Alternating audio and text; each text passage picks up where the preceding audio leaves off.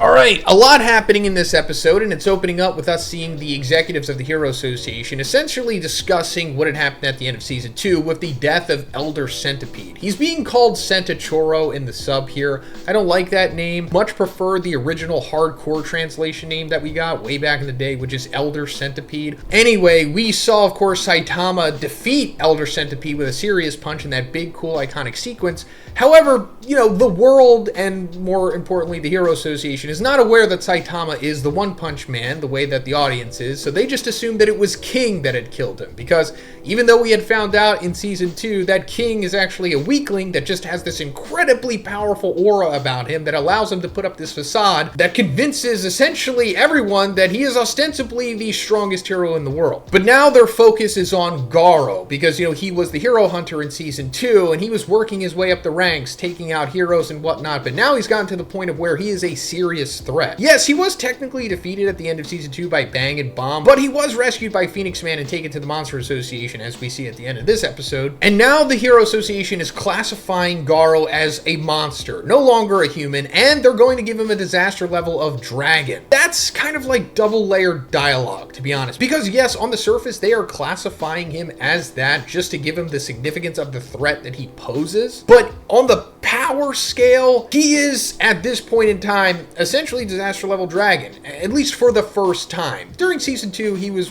kind of around that disaster level demon level, but now that he has recovered and gained his red form, I've called it Red Garou for years now. I don't think there's official designations for Garou's forms other than just Hero Hunter Garou, but he is in his red form now, and he's for sure dragon level, as we'll come to see. No spoilers. I also really love this sequence where this guy with the mustache, who I don't know if he has a name, but he calls out Blast. He's like, all right, if we're getting all these heroes together to go after Garou and also to go into the Monster Association to save Narinki's son Waganma, that kid that we saw kidnapped in Season 2, where he's just the big piece that the Monster Association has to lure the Hero Association to come after them. But he's asking, why doesn't Blast show up? Where's Blast? He's the #1 ranked hero. We've never seen him. He's supposedly all powerful, right? I mean, if Tatsumaki is as powerful as she is and she's just rank 2, then Blast must be disaster level god, essentially, right? Sitch is Blast kind of just comes and goes as he chooses. He's like a voluntary hero. We give him this special privilege because he's such a beast. However, if humanity is truly in danger, then maybe he'll come out. We had no idea what was going on with Blast at that point. However, if you read the manga, we do know what's going on with Blast,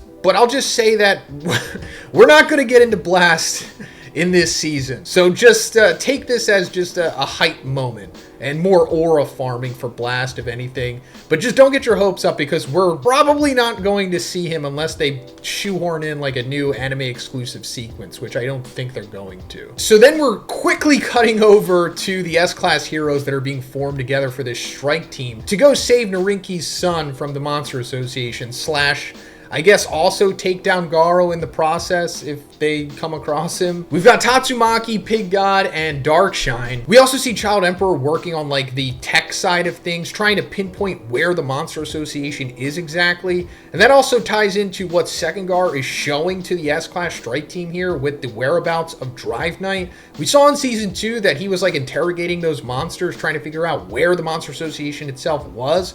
And it seemed like he got some leads, but according to Sekengar, he kind of just went MIA, and they just assumed that he's died. And that's all I can really say for now. Drive Knight is like an anomaly in the S-Class. He's very mysterious. We saw what he said to Genos in Season 1, hey, Metal Knight is your enemy, don't trust him. And speaking of Metal Knight, we actually see Child Emperor talking to him in this sequence here where he's trying to pinpoint where the Monster Association is, because he's like, hey, Metal Knight, I'm sure you know where the Monster Association is at this point, because we saw that one of his Metal Knight drones had clamped on to Elder Centipede and was taken down into the Monster Association. But then we also saw that he got wrecked, and he's revealing straight up that it was Orochi that destroyed him, and it was just one swift strike. He even destroyed the self-destruct thing in him. So technically Metal Knight does know where the Monster Association is, but he's not telling Child Emperor. And you're thinking oh, why is he doing this? Why is he so difficult? Because we saw in Season 1 that he was very difficult with Genos as well. When the meteor was coming down to crush Z City, Metal Knight probably could have put a lot more effort into trying to take that thing down, but he was kind of just doing a weapons test on it and then just bounced out of there while not really complying with Genos at all. And we're seeing that there is a reason why he is this way. He's just super pragmatic because he's saying, I'm trying to do what's right for justice. If I give you the information, you guys are just going to wind up getting yourselves killed. And Child Emperor's like, well, why don't you just join us? Help us with this raid on the Monster Association. And Metal Knight's like, well, that's kind of just stupid. Besides, I'm not really interested in the Monster Association. There's another thing lurking in the shadows that's waiting for the right opportunity to strike when humanity's at its weakest. Don't trust anyone around you. I wish I can tell you what he is talking about here, but it is just massive spoilers. But I will point out that I figured out what he was talking about way before it was revealed. I would say go back in time to like my 2018, 2019 content, but don't do that. Just stay with season 3. Don't spoil yourself. It's going to be a fun season. But he for sure isn't talking about the Monster Association. There for sure is another legitimate threat out there that rivals them or is even greater than them. Then we're seeing more strike team members enter the chat here with Atomic Samurai and his group, and also Amai Mask. That's right, Amai Mask finally like getting his hands dirty here. We saw him fight some monsters in season 2, which he references here. He's like, yeah, those monsters, interrupted my concert. So now I'm really upset and I want to join this strike team to go take them down. Also, I really like the dialogue exchange in here because Atomic Samurai kind of downplays Amai Mask's strength, which is understandable because he is literally a class ranked 1 hero. But Amai Mask is like, yeah, I may be that, but I'm doing that because it allows me to run things in the association more efficiently. It allows him to have better oversight over things because we saw in season 1 that he is almost like a pseudo executive of the Hero Association. I forget what his exact title is, but when we see Saitama trying to move from class C ranked 1 to B class, like rank 101, I think that was the highest rank in B, they specifically ask Amai Mask if he's like allowed to do that. Even though technically within the rules of the Hero Association, if you reach rank 1 in your class, you can be promoted to the next class. So Amai Mask does have power and oversight over the Hero Association and the heroes. And that's essentially why he's staying in class A, because I think if he goes to S class, maybe he'll just have more obligations being an S class hero or whatever. And maybe that would cut into like his idol duties or whatever, but also I guess that whole promotion thing, being number 1 ranked in your class, applies to the A class heroes in a way, right? But Amai Mask points out that like he could be an S class hero anytime he wants. And I'll just say that is for sure true. Then we see Puri-Puri Prisoner getting recruited, and we see that he is potentially going to fight this Neon monster, who is one of the executives of the Monster Association, because we saw that Neon had broken into the prison in season 2 and taken some of the prisoners and like turned them into monsters with monster cells. Then we see that Narinki, the big investor of the Hero Association, the guy's son who got kidnapped and is currently in the Monster Association, he kind of gets like his own private team here and gives them like these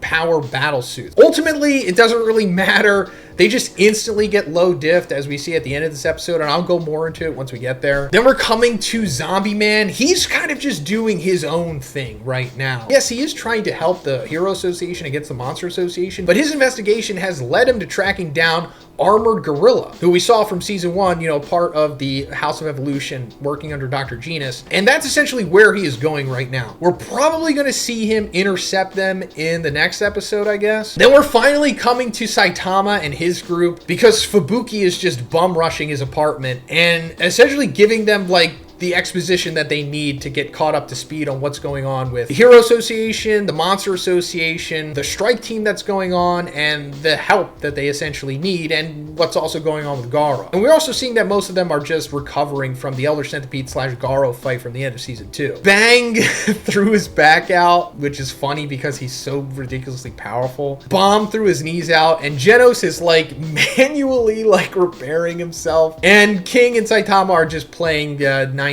Game Boy. Anyway, this sequence just ultimately leads to Saitama being inspired to go after Garou himself, because Garou is the hero hunter after all, and he's kind of insulted that he hasn't come after Saitama himself yet. Even though we know that in season 2, Saitama did encounter Garou just randomly by chance in that one sequence where he thought he was like a mugger and he just karate chopped them down into the ground. But this is ultimately just setting up the big ultimate inevitable confrontation between Garou and and Saitama. Because, you know, that's what this is being advertised as. That is literally what the first poster for season 3 was. It's Saitama and Garou back to back. Then we're coming to Garou recovering and waking up in the Monster Association. Like I said in the beginning, this is like Red Garou. He is now ascended to the next level of power, I guess you could say. He also has one eye red, which we saw was kind of just like strain, I suppose, in season 2 or whatever, but it's more so just symbolic for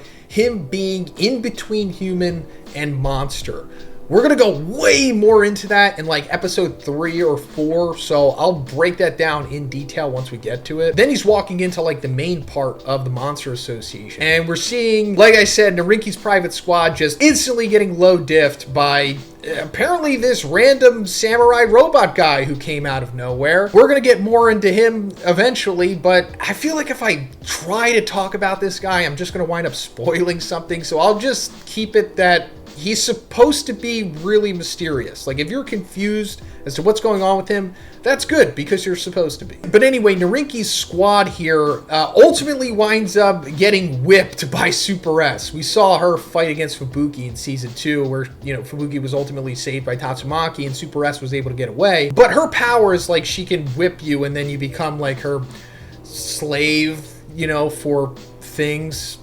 I mean, look at her. You know what she wants to do. And their suits, like, change. They become bigger, and they're just completely black now. And if you're thinking, like, oh, they look familiar, it's like, yeah, they do. They look just like the Paradiser suits from Season 1. And we know that Hammerhead stole those suits from the organization. Is this the same thing as those? I guess only time will tell. I mean, watch the season. I don't want to, you know. But now Garou steps into the fray here, and he just straight up talks to Giro, and we see that Giro is very interested in Garou and his potential in truly becoming a monster. This will be more explored in the next 2 or 3 episodes. But they're more so looking for Garou to prove himself, because they do want to make him an executive member of the Monster Association, which they also point out that the Monster Association's like kind of lacking right now. I think Giro specifically said they only have about 30 monsters left that are demon or higher in strength. And we'll get more into like the big roster of the Monster Association in the next episode, I think. But we hear Orochi finally talk. He's essentially telling Garou, like, hey, go kill a hero. Bring any hero's head to us if you want to, like, prove yourself to join us and whatnot. And Garou never really agrees to this. He kind of just leaves. Like, it's really jarring how they make this sequence play out. Like, they finish talking, and then Garou's just instantly gone, and then they're like, hey, Bug God and Royal Ripper, these 2 demon-level monsters, like, hey, go investigate Garou, because he just teleported out of here. And that's essentially where the episode ends at first, but then after the credits, we're coming to Hellfire and Gale, the 2 ninja guys that we saw in season 2 trying to recruit Sonic to the Monster Association. They gave him monster cells and he wound up cooking them and eating them, and we see what actually happened with that, and I'll get to that, but we hear their motivations and the matchup that is essentially being set up for this season. They're like, hey, we want to kill Flashy Flash because, you know, he's like a ninja just like them, so obviously there's a connection there. And yeah, that's probably where this season's going. But as for Sonic, he did eat the monster cells that they gave him, but he just wound up like diarrheaing it out, and it didn't affect him because he cooked them. And it's implied that if you like cook the monster cells, that nullifies them, and it just gives you like food poisoning essentially. But Sonic still thinks that he's like getting the monsterization power up from it because he feels lighter. But the only thing that really happened was he lost 2 kilos, which is like 4.5 pounds. All right, so Garou left the Hero Association and we see him walking around. They gave him like the ultimatum of like, hey, if you want to join the Monster Association, you're gonna have to kill a hero and bring his head to us. And he's kind of conflicted about that, I guess. He's pretty nonchalant, to be honest. And in this opening sequence here, we're seeing as he is walking around, there's like this protest. It's essentially just a group of people that are saying, hey, we should work with the monsters. Let's give them sacrifices and just be subservient to them so that we don't die in the process. Because, you know, we saw in season 2 that there was like that big monster uprising. That was like the first time in history, essentially, that monsters were like working together. And it's obviously scaring a lot of people because we saw freaking Elder Centipede and the other demons rampaging around and stuff. And obviously the heroes can't be everywhere at once. So it's understandable that society would come to this point. Also, this isn't really,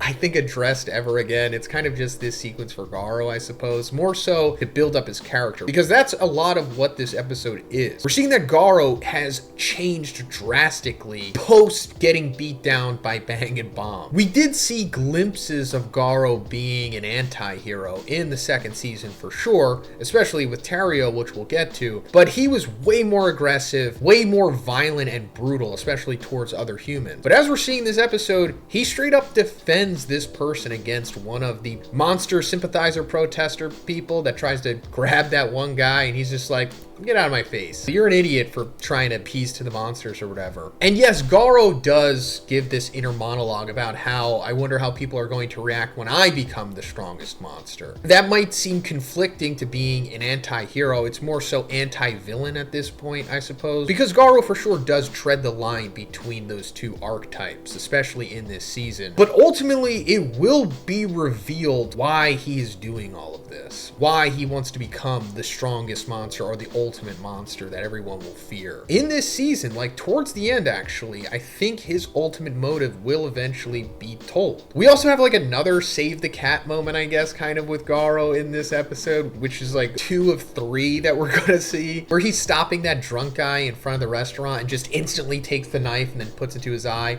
That's also showing how far Garou has come, because season 2 Garou, especially like in the first half of the season, he probably would have just stabbed that guy in the eye, to be honest. But it's more so just showing that he has grown, not only on the power scale, but also as a person after his experiences in season 2. Then we come to the sequence where Garou has his like shonen pro-tag feasting moment. It is a trope for sure, but that's not entirely what this sequence is. There is like a deeper narrative meaning to this, and I don't really want to get too much into it in this review because most of you guys don't care about that stuff. But I just want to point out that there is a specific reason why one, the creator of this series, shows Garou feasting on all of this food, especially like meat and steak specifically, and it shows Saitama directly after him having like a small meal, and he says it's a meal fit for a baboon, in contrast to Garou saying this is a meal fit for a mammoth. Food itself is a very important underlying plot point to this series that gives us insight into the greater narrative of it. I know that sounds stupid and weird to a lot of you, but it is the truth for sure. And I'll get way more into this in the last episode. In the last episode, we're going to see some stuff that gives us way more insight or clues into why that is. And the way the rest of this sequence plays out, I love it. It all just makes sense, and it reminds me of like that classic One writing. Because Saitama forgot his money, and he's kind of like panicking because he doesn't want to dine and dash, which is like a hilarious term that they keep using in this episode. He even hears like over this speaker that like dine and dashing has been like a very common thing, and they're trying to equate that to security of the monsters and robbers and all that other stuff, and they have like heroes on patrol or whatever. And of course it's funny because Garou is clearly going to do that. Garou doesn't have any money. Like, why would he? And he doesn't care anyway. But Fubuki conveniently comes in at the same time, because we saw in the previous episode that still, despite everything that Fubuki knows about Saitama and just everything about how Hero Society works, she's still trying to recruit Saitama to the Fubuki group. She's been trying to get like this stronghold on the B class as a way of like her compensating for being way inferior to her sister Tatsumaki, who's like one of the strongest heroes. And despite Saitama continuing to give her the cold shoulder, she just doesn't let up, and she still is like stalking him at this point, essentially. But it works out for Saitama because he comes up with this genius plan, which is actually like one of the most intelligent things Saitama has ever done, to be honest. He like orders fries knowing that he can get her to eat just one and then just leave her with the bill eventually. And he finds his way out as soon as Garou leaves the restaurant, and they're like, hey, he's dine and dashing. And he's like, all right, I'll go after him. Which, to be honest, stuff like this doesn't really work out for Saitama that much. Things usually backfire on him or just don't go his way. So this was like a nice little moment where Saitama actually 1000 IQs his way out of this sequence. But it's funny because it's such a petty thing, as Fubuki says. Hey, also guys, could you please give this video a like? If you do, it'll like boost it in the algorithm, I guess, right? That's what they say. Who knows if that's the truth? And then if you like my reviews on this stuff, you can subscribe too. I mean, I'm sure a lot of you watch it from the browse feature, which is fine. I do that with a lot of channels myself, but we are almost at 300,000, and I know that doesn't really matter. It's not really impressive nowadays, but it is just one more stepping stone on the way to 1 million, which I know is laughable, but we'll get there one day. And and I just need your help getting there. Thank you guys. Then we see Garou come across Tario, who is being bullied. And of course, this is like one of Garou's, if not his biggest pet peeve, because he himself was bullied as a child, as we saw in season 2. And that's large in part of what makes him who he is. So of course, he's going to defend Tario here in another save the cat moment for him. But this is also just another reason why he likes Tario, because he sees himself in Tario. But also he sees him as like a little brother at the same time, of course. Then when Saitama like catches up to Garou, because you know he was chasing after him for the dine and dash thing, Saitama just kind of is going to let him go, because Saitama of course is aware that he himself was attempting to do it. So he's like, you know what, don't do it again, I'm just as bad as you kind of, so I'll let you go this time. And Saitama doesn't know who Garou is. That's like the big joke here, because he ran into Garou in season 2 twice. You know, first he like chopped him when he was trying to buy that wig to enter the martial arts tournament. And then the second time when Garou went after King, and of course Saitama's always with King, and he just boots Garou. And yes, Saitama is aware that Garou, the hero hunter, is a thing, and he has been actively looking for him since season 2. He just doesn't know what he looks like. So this is like, you know, it's funny. It's classic one writing. We've been waiting for Garou and Saitama to fight this whole time, but they already have fought multiple times, and Saitama destroys him just as easily as he destroys anyone else. I mean, naturally, Garou isn't nearly strong enough to give Saitama a Boros-esque level fight at this point. And this is actually like a good opportunity for Garou to maybe consider if he's going to bring a hero's head to the Monster Association. And he's thinking about doing it. He's like, oh, you know what? I'll just take this hero's head. Even though, to be honest, I think we can construe at this point that he wasn't gonna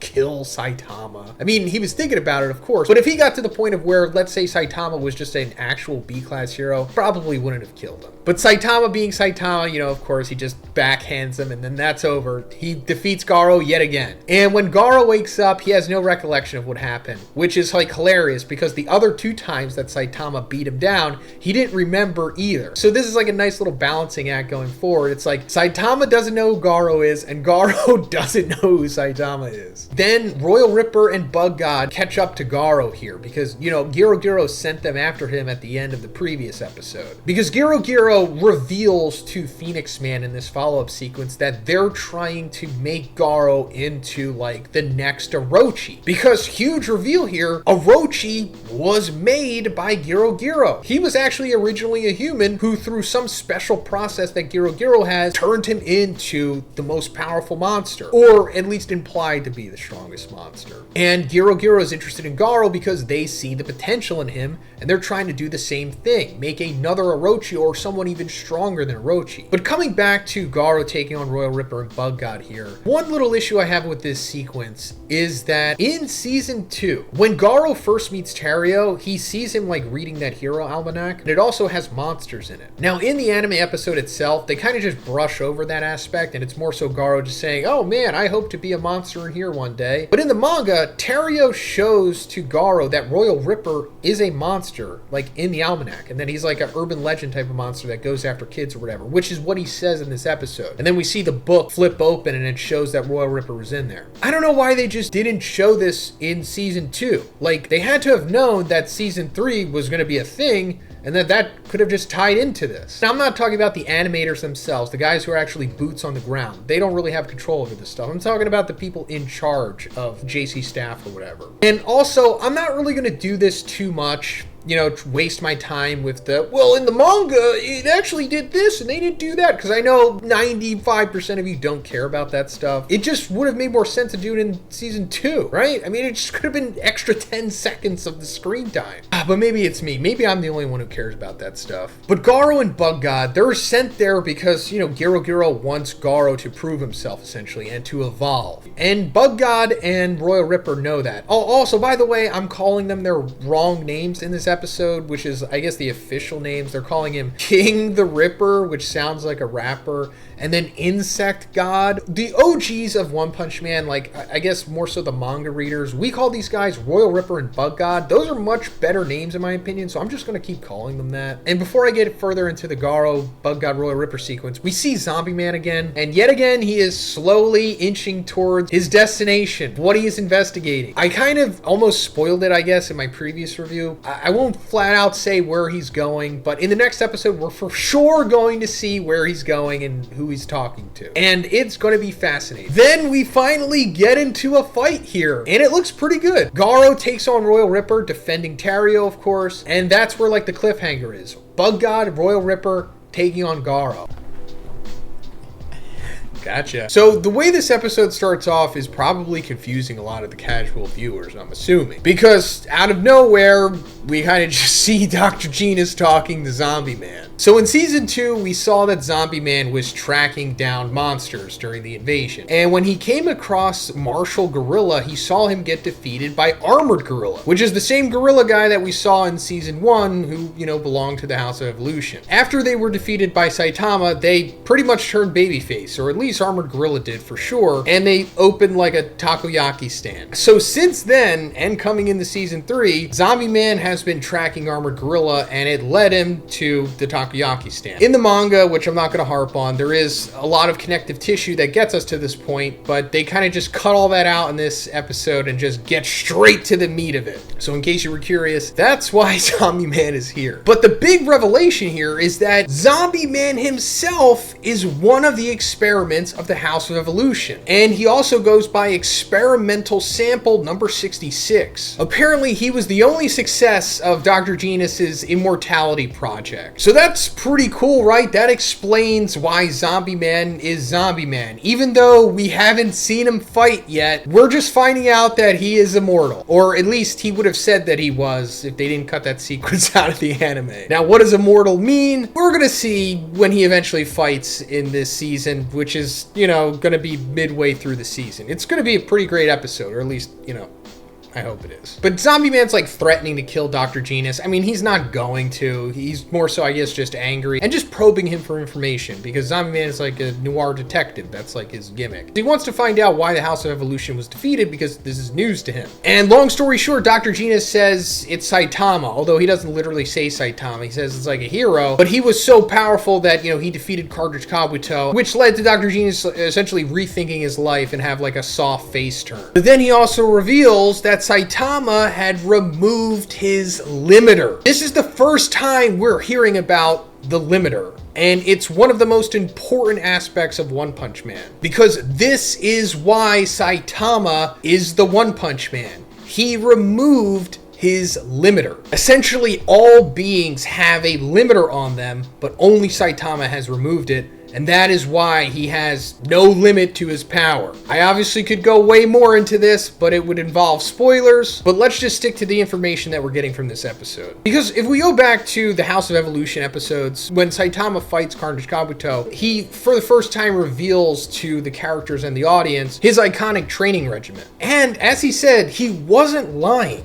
That is how he became as strong as he is. Yes, part of that is supposed to be comical for sure, and I guess supposed to inspire the viewer to like have a training regimen as well. In the world of One Punch Man, Saitama did that training so much to the point of where he removed the limit of his power. And another little funny thing in this sequence is Zombie Man asks him, did he gain all at no cost? And Dr. Genus is like, well, in exchange for his strength, he went bald. But also suffers from suffocating isolation of being the strongest and never having a challenge again, which I guess is a fair trade-off. But going further, Zombie Man's like, I know many monsters who disregard their strength limits. When they don't become actual monsters, the world calls them heroes. And Dr. Genus is like, no, this is on a whole different level. And he goes on to fully explain to the audience how monsters work, like how people become monsters and why their strength is different than what Saitama's is. There's so much information here that also isn't fully explained in the anime as well that I'm going to have to make 2 separate videos talking about this stuff, and I'd really like to get them out this week. So guys, if you haven't subscribed yet, please subscribe. I know a lot of you watch my videos from the recommended, and that's fine. I do the same thing with plenty of YouTubers, but for me, I'm still growing, so I would really appreciate if you can hit that subscribe button. We're almost at 300K, and I know that's not impressive and it doesn't matter, but let's just hit that milestone anyway. We're eventually gonna get to 1 million, so we gotta hit 300K first. And also, if you could just like the video. All you gotta do is just hit the like button with your thumb. Just move it over a couple centimeters, boom, and it'll help this video go out into the ether more. But like I said, I am going to make 2 2 follow-up videos to this. One going over how monsters are monsters and what makes them work, as well as my ultimate grand theory on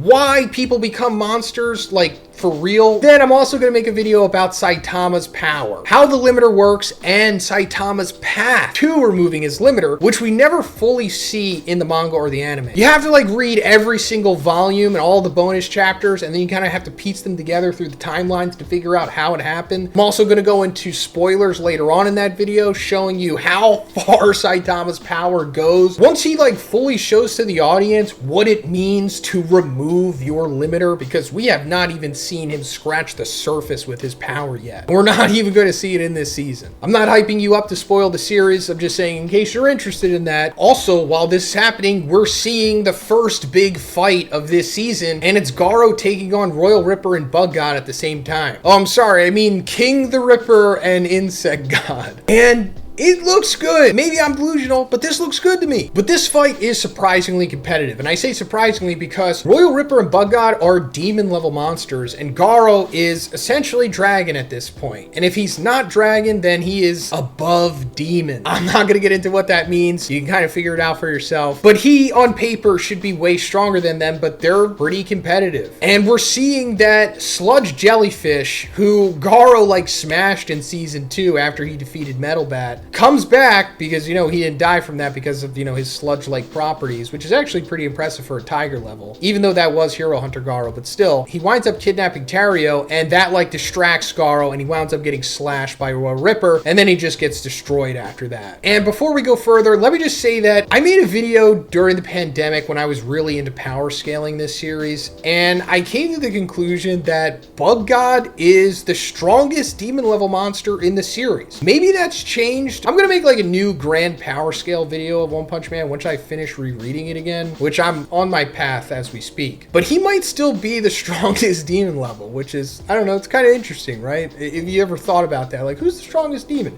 It's probably Bug God. Now, saying who the strongest dragon is, that's a whole different story, and we can't really get into that because, you know, there's plenty of dragons that we're going to be talking about in this video. But anyway, Royal Ripper starts slashing up Garou, like, pretty violently, to the point of where he thinks he accidentally killed him, and that's not what they were supposed to do. Garou said, hey, don't kill him. He's kind of like my pet project. And to be honest, Royal Ripper probably should have just killed him. I mean, I know Bug God stops him, but I just say that because he seriously messed up by even giving Garou the chance of living. And I don't even mean just because revenge or whatever, which obviously Garou will be upset once he wakes up, which we see at the end of the episode. And also, if you watch the intro, you know that he doesn't die from this sequence. But it's just the way that the overall grand power system in this series works, which maybe will be explained in episode 5 probably. But yeah, probably should have just killed Garou here because now you just messed up big time. But anyway, we're cutting over to Saitama's apartment with the gang there, and we have this really funny sequence where Saitama comes back from trying to find Garou. And we saw in the previous episode that he literally did find Garou, you know, through the dine and dash thing, but of course he didn't know that it was Garou. He just thought he was some random dine and dasher guy. And Bang is like worried this whole time because he thinks that Saitama accidentally killed Garou or whatever. And when he's talking to him, he's like, yeah, I lost my wallet. And Bang's like, oh, I thought you clashed with Garou. Because, you know, while Bang is upset with Garou, he still loves him. It's still kind of like his grandson or even like his son in a way. And he's like, now that you mention it, that dine and dasher, I bought some cabbage, but I left it at the restaurant. And this is funny, of course, because Saitama is literally referencing Garou here, but he doesn't even know it, and obviously Bang doesn't either. Then Fubuki comes and gives him back the cabbage because he left it at the restaurant and also left her with the bill in the previous episode too, so that's getting resolved. Then Dr. Kuseno shows up. He's like the guy that makes Genos a cyborg. And looking back on this sequence, it really doesn't add much to the story other than Saitama just meeting Dr. Kuseno and I guess him getting more screen time. But to be honest, I know way too much about this series, especially what's going on currently, and I'll just say that this sequence does matter. It's probably telling us things that we're not going to know for a very long time. Anyway, we come back to the Monster Association and we see Royal Ripper and Bug God tell Garou that they killed Garou, and and Girogiro's not really pressed by this. It's like almost like they know that Garou isn't dead, but they're kind of pleased with how things went because of how the power system works in this series. And, you know, again, probably talk about this in episode 5. Girogiro also mentions that a Hero Association surveillance robot went through the tunnels that Elder Centipede made in season 2 and is gonna pinpoint the exact location of the Monster Association within like a day. They don't show it for some reason in the anime, but it's like a little robot drill dog that Child Emperor has. It's just saying that, like, yes, very soon the heroes are going to invade the Monster Association and the big battle is going to start. But we're just further seeing what is to come in this season, essentially, by seeing all of these monsters. And I also like this sequence because we don't really get to see too much of this ever again. Like a little slice of life almost sequence of the Monster Association, like how they interact and work. Like, because I like that. It's like, instead of just making them like this faceless bad guy organization, it's like giving them some depth. It's like, yeah, when they're off screen, they are kind of just living and chilling and doing their own thing. We've got Rhino Wrestler. We saw him in season 2. He's going to be fighting this season. We've got Phoenix Man, who's saying some ominous things here about, hey, maybe I'll be the Monster King too. He's going to be fighting this season. We've got Super S. She's going to be in the next couple episodes. We've got Hellfire and Gale. They're talking about Flashy Flash again. Obviously, they're going to fight Flashy Flash. I think we even saw in the intro that they're going to fight him. We've got Pure Blood the Vampire, who claims that he is a monster by birth. That's super fascinating because he calls all the other monsters like pseudo-monsters because, you know, they're humans who became monsters, but he himself is just straight from birth a monster. To be honest, this stuff isn't really explored too much, although we do know that monsters are born monsters. I mean, straight up in the first episode, Vaccine Man says that he is born from the pollution of the planet. Even though there's more to that, but I won't bore you guys with the deeper theory to that. But I just hope eventually we get more into like monsters who are born monsters, because that's fascinating to at least me. We're seeing this guy, Devil Longhair, although his official name is Malonghair. We're seeing Neon, who is also an executive, so he is dragon level. Then we see Royal Ripper running into that robot guy, G5, and it turns out that he has the head of the Metal Knight robot got defeated by Orochi. He says that he's gonna like reverse engineer it essentially. So that's pretty interesting. What is his motives? Because G5 isn't a part of the Monster Association. He kind of just showed up out of nowhere in the first episode and was like, hey, can I chill with you guys? Then we see Tario getting put into Waganma's cell. Waganma, of course, we saw in episode 1. He's the whole big reason why the heroes are going into the Monster Association, to save him, because he's the son of one of the biggest donors of the Hero Association. But he's like totally unlikable, of course. But we see that Tario is there as well. So now there's another reason for another person to go infiltrate the Monster Association to save him. But this is also just another reason for Sludge Jellyfish to tell us who the executives of the Monster Association are. These are all the dragon level monsters. We've got Overgrown Rover, Gums, Evil Natural Water, Neon, like we talked about earlier, President Ugly, Homeless Emperor, Black S, or Black Spermatozoan,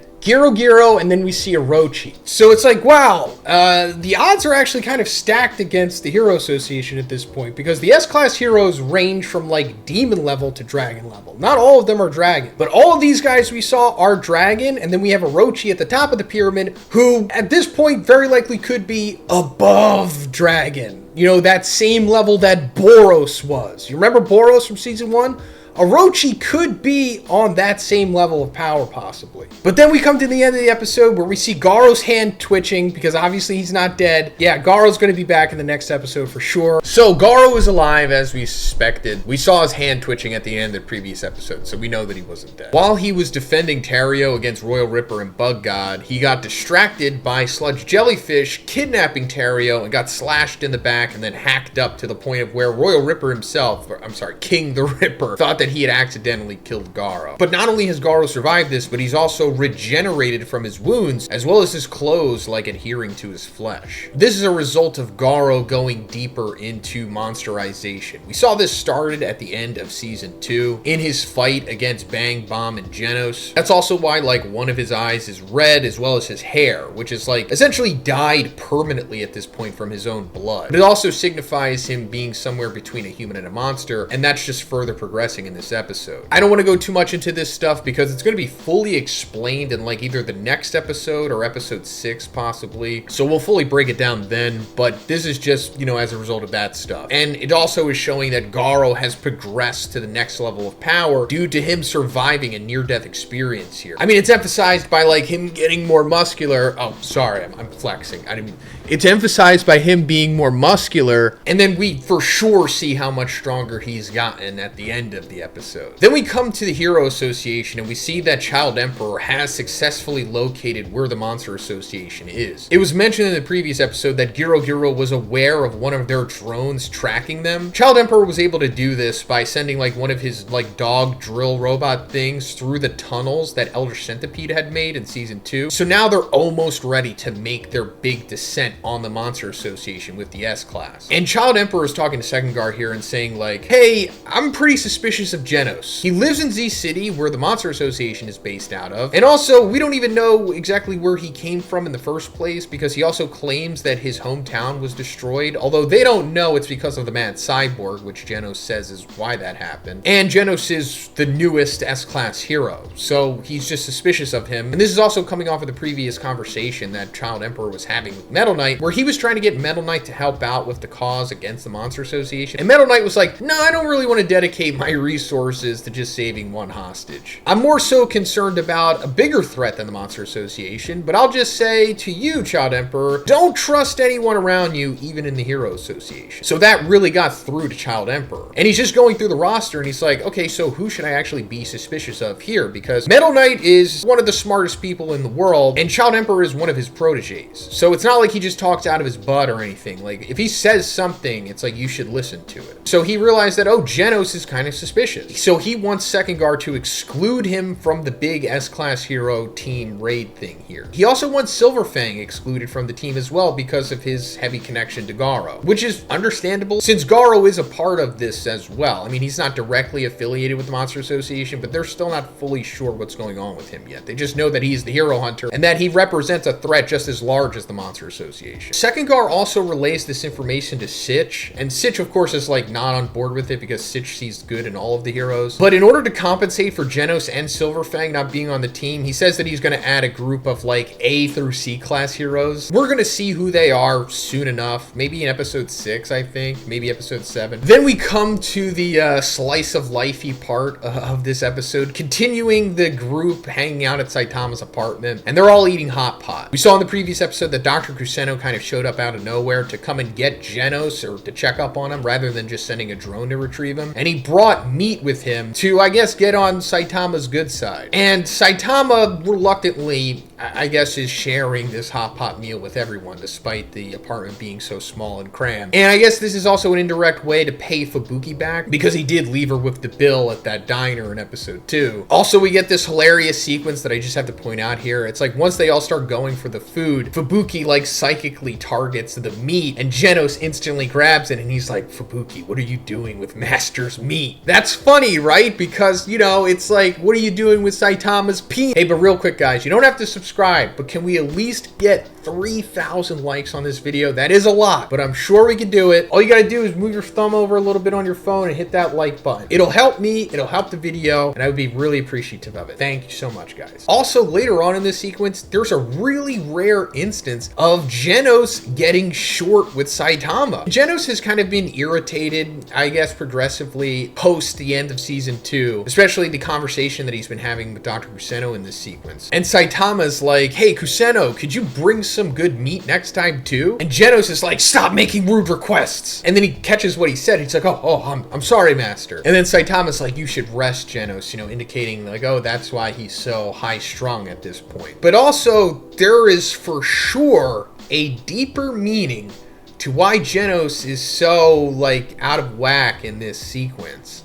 And it has something to do with Dr. Kuseno being there. Really, really interesting looking back on all of this stuff. But coming back to Garou, he re-enters the Monster Association because he's trying to go save Tario. And Giro is aware that someone is entering the Monster Association. They realize it's not a robot, meaning that it's not like the tracking robot the Child Emperor sent, and it's probably not a hero since they wouldn't be stupid enough to go by themselves. Then we come back to Saitama's apartment and we see that King had been like knocked out in all of the scuffle around the hot pot. And he eventually wakes up and he winds up taking Saitama's trash out. But this just leads to the Hero Association workers finding out where King is because they're trying to bring him to the big S-Class meeting that's about to happen, you know, the pre-raid meeting. And once we come to that, we see that Narinki is like freaking out again because his son has been taken by the Monster Association and his private squad that he had sent in there amounted to nothing. Like, they just got low diffed instantly. Not even by the Monster Association. It was just by some random G5 robot sent by the organization. And he's like pleading with Second Guard to do anything that they can to get his son back until the S-Class heroes start to enter. And we're seeing the main team here. It's Flashy Flash, Tatsumaki, Zombie Man, who earlier in this episode we see being mentioned by Second Guard that in order to get to this meeting, he like took the train or the bus or whatever, which is hilarious because Zombie Man, he's kind of, I guess, normal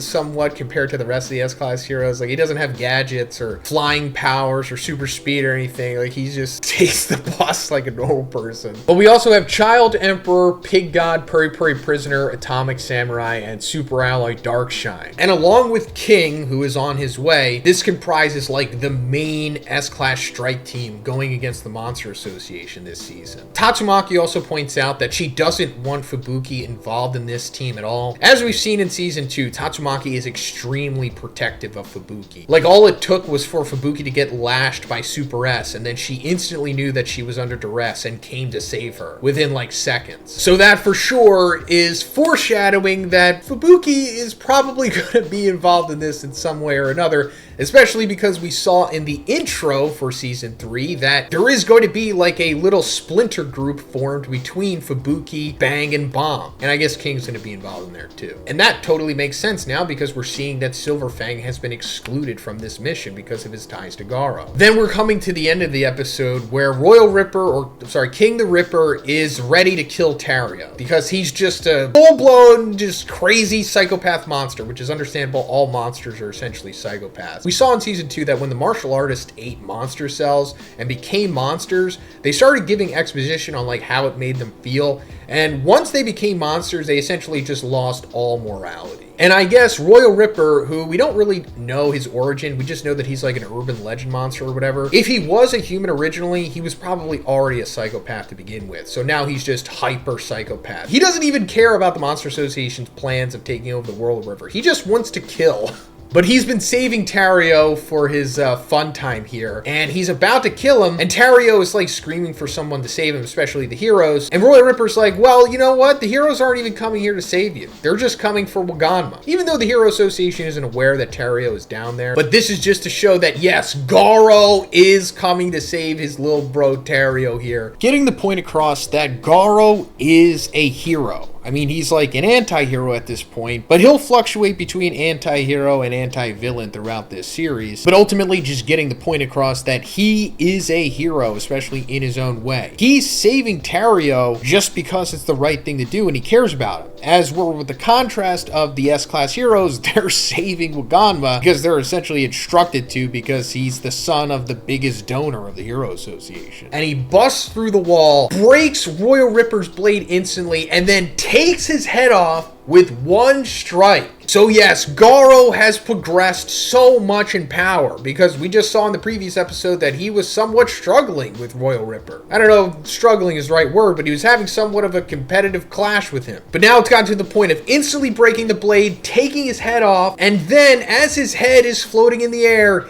he hits him with the Whirlwind Iron Cutting Fist. This is Bang's brother Bomb's technique. So now Garou is using two techniques here. Bang's Water Stream Rock Smashing Fist, which has been like his standard technique that he's been using, but now he's combining that with his brother's ability and just blowing him apart. We're going to see this more from Garou, and this is just further signifying how he's evolved. And now that Garou has Tario, he's going to try to break out of here, But obviously, it's not going to be that easy. So we see Garou recovering in this episode because at the end of the previous, when he kills Royal Ripper stabs him through the abdomen. So he's like taking some of his outfit and like, I guess, stopping the bleeding by tying it around. This also kind of becomes iconic to Garou's aesthetic going forward from this point. And of course, he's also here to save Tario, even though he's acting like he's not, because, you know, Garou can't admit that like he has a soft spot and that he cares about Tario and came down there deliberately to save him. He's trying to act like it's revenge or whatever. I mean, it's partly that for sure, but he's saving Tario, but you know, he's too proud to admit it. But we do see that Garou isn't like completely morally just here, because Tario does mention that there is another kid that is held captive there. You know, Waganma, who the S-Class are coming to save. And Garou's like, yeah, I don't care. And before the conversation could really go further, they get interrupted by monsters. But to be honest, I'm pretty sure Tario could have convinced him to go save Waganma. It seems like Garou was open for reason, to be honest, in this sequence. But that monster is Overgrown Pochi. That's actually his original name, but the main translation that we hardcore fans, I guess, have come to know over the years is Overgrown Rover. And I kind of just want to call this character that. I don't know, Overgrown Pochi just doesn't come off the tongue as good, so I'm going to call him Overgrown Rover. But this is one of the cadres, or the executives of the Monster Association. Like one of the elite dragon level monsters. And immediately Garou realizes like, oh my god, this thing is so powerful, I can't fight it here, especially with Tario. So they kind of just get out of there at first, backing off, not showing aggression. Because while it is super powerful, it's not like one of the intelligent monsters, you know, like we've seen before with the other cadres. It's pretty much just a dog. But Garou winds up running into these 3 demon level monsters that we saw in the previous episode. These guys are just literally jobbers.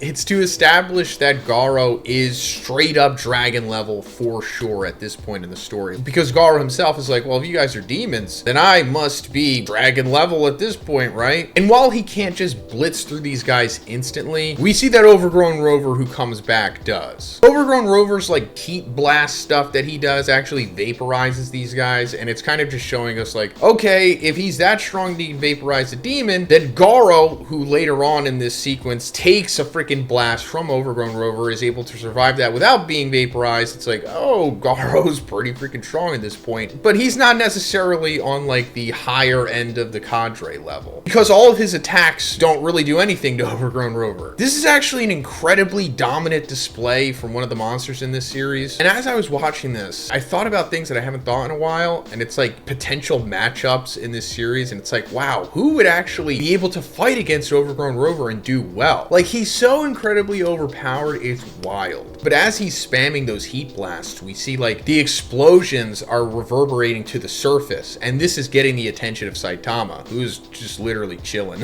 And this is just an excuse to get Saitama involved in everything, because he's like, well, I guess I gotta go check that out, because, you know, this is happening in Z City where Saitama lives. And I just, of course, love how Saitama is so nonchalant about all of this. Like, he's still reading his manga as he's getting ready, and he goes out, walking around, still reading it, not caring about the monsters behind him. By the way, the manga that he's reading is called Sunman. This is also like a former creation of the creator of One Punch Man, who goes by the name of One. And long story short, Saitama himself is Sunman, but I'm not going to bore you with the details about that. It's just Saitama represents the sun. That's pretty much the extent of it. Hey, also guys, real quick, can we please get this video to 3,000 likes? All you gotta do is just grab that phone, hit the like button. It'll help me out so much. I really appreciate it, guys. Thank you. But anyway, Garou survives his fight with Overgrown Rover. He even survives being vaporized to the point where he thought he was gonna die, but he comes back, and I guess it's implied that he gains even more strength through this sequence. Because once he runs into Giro here, Giro reveals the secret to becoming ultra powerful. And I've already talked about this in full detail in my Saitama limiter strength video that I released last week. I'll have it linked at the end of this video. You guys should really check that out if you're interested in like the nuance of the One Punch Man power system and how Saitama became as strong as he is. But essentially what Giro is saying here is that you need to like keep overcoming death. You need to get to the point of where you're about to die, survive, come back, and you're going to keep getting stronger and stronger. And that's essentially how they made Orochi. They kept experimenting on Orochi and putting him through these super near-death situations, bringing him back, and then having his growth accelerate that way, rinse and repeat until he became strong enough to be like the leader of the Monster Association, which means, of of course, Orochi is stronger than Overgrown Rover since, you know, he's the leader and Overgrown Rover isn't. Also, Overgrown Rover's freaking dog. But of course, as we see, this has been happening to Garou. I mean, not even just in this season, but also it's been happening in season 2. Garou has just been going through his own personalized hell, as Garou says, coming close to death, having these battles where he's being pushed to his limits, overcoming them and getting stronger. Like at the beginning of season 2, he was like around demon level, and now at this point, he's like around mid-dragon level, possibly. But Garou, of course, wants to like groom Garou into being even stronger than Orochi, because as Garou says multiple times in this episode, he's a genius. And he doesn't mean like, you know, Einstein genius. He's like a physical genius. Like he's ultra athletic. He can pick up anything by just watching it once. And he just has way more inherent talent than most people in existence, I guess. He's like a Michael Jordan, a John Jones, a Floyd Mayweather type, you know. He's even able to overcome Garou's like Esper telekinesis abilities as well. And Garou is a dragon themselves. So of course that means they're calling in the big dog Orochi here. And this is a pretty significant sequence because we're seeing Orochi, the Monster King, leader of the Monster Association, fighting for the first time. This guy has been built up for a while now, and we've been waiting to see like, okay, what's this guy capable of? And he's pretty strong, as we see. I mean, he's pretty stationary because he's so freaking huge, but he definitely has like that final boss level aura to him. Now, also, this fight is pretty significant, not necessarily in the anime, and I'll get to that, but just in the manga itself. This was the first chapter as Zhoniin, like me reviewing stuff, that I gave a 10 out of 10 score to. I think I've only given a 10 out of 10 to like 4 or 5 chapters over the last 7 years, and this was the first one. To be honest, this episode doesn't really do it that much justice. We've already talked about JC Staff and Bandai and all that stuff ad nauseum, but even back when this chapter was released, which was cutting edge for its time, I mean, it's still cutting edge now for sure. There was jokes being made about how there's no way they're going to be able to fully adapt this. And that was also before season 2 came out. So we didn't even have the context of season 2 being lackluster in the first place. We just knew that how incredible this chapter was in the manga, there's just no way. I mean, there's multiple scenes in this fight that are literally just traced over from the manga, which, I mean, I get it. It's really difficult to animate this stuff, especially with the budget and the time restraints that they have, but it's still just disappointing to see it adapted this way. And I don't want to be too down in this video. It's just that, you know, you've been waiting like 7 years to see this, and it's just unfortunate that things had to come to this. Because, you know, if you gave it to like the team, let's say, that's just working on My Hero Academia final season that's currently airing, this episode could have been one of the most iconic battle anime episodes ever. You know, similar to like the last episode of One Punch Man season 1. But I'm just, I guess, appreciative that we're getting it at all. But yeah, Orochi is wildly powerful. He's theorized to be above dragon level in strength. Like there's disaster level demon, disaster level dragon, and then the highest is disaster level god, which we've never seen anything being close to that yet. Not even Boros in season 1. But there's kind of like that in-between level between god and dragon right in there, which is above dragon. This was kind of started with Boros. Like in the One Punch Man encyclopedia, it'll give you like disaster levels on the monsters in the series because, you know, sometimes they're not outright said. And on Boros's page for his disaster level, it says Ryu Ija, which means dragon or higher. And he's the only guy that has this classification in the entire series. I mean, up until, you know, later on. Spoilers, sorry, there's more Ryu Ijos out there. But Orochi is essentially on that dragon or higher or above dragon level in strength. So it's understandable how he performs in this episode with all the crazy transformations and the fire, heat beam stuff. And on top of that, we're seeing that he also is a genius the way that Garou is, because as Garou's like launching his final gambit at the end of the episode and goes into the water stream stance, Orochi just instantly copies it. And Garou's just like, are you kidding me? And Garou says, oh, you thought you were the only genius? Yeah, he can copy stuff too. And this is understandable because we know that Orochi started off as a human, so naturally you'd have to find somebody as talented as Garou or near as talented as him to become as strong as Orochi in the first place. It's not like you could just take anybody and make him that strong. You need to find like a Kobe or a LeBron in the first place, essentially. But as expected, Orochi winds up ambiguously defeating Garou. I was really hoping we get to see like the extended ending sequence of this fight in the anime because, you know, we don't even really see it in the manga, but you know, again, it is what it is. And of course, he's not killing Garou because Garou still has plans for him, still trying to make him into the next Orochi or greater. Because clearly Orochi could kill Garou if he really wanted to. He's not even really trying that hard in this episode. He's like literally low diffing him. So as we've seen in the intro, Garou eventually gets to the point of where he's like chained up. And this is for sure leading to that. Then we come to the very end of the episode where Saitama like is opening up that manhole. So now he's found his entry point going down into the Monster Association. So from this point on, Saitama is like entering the chat essentially.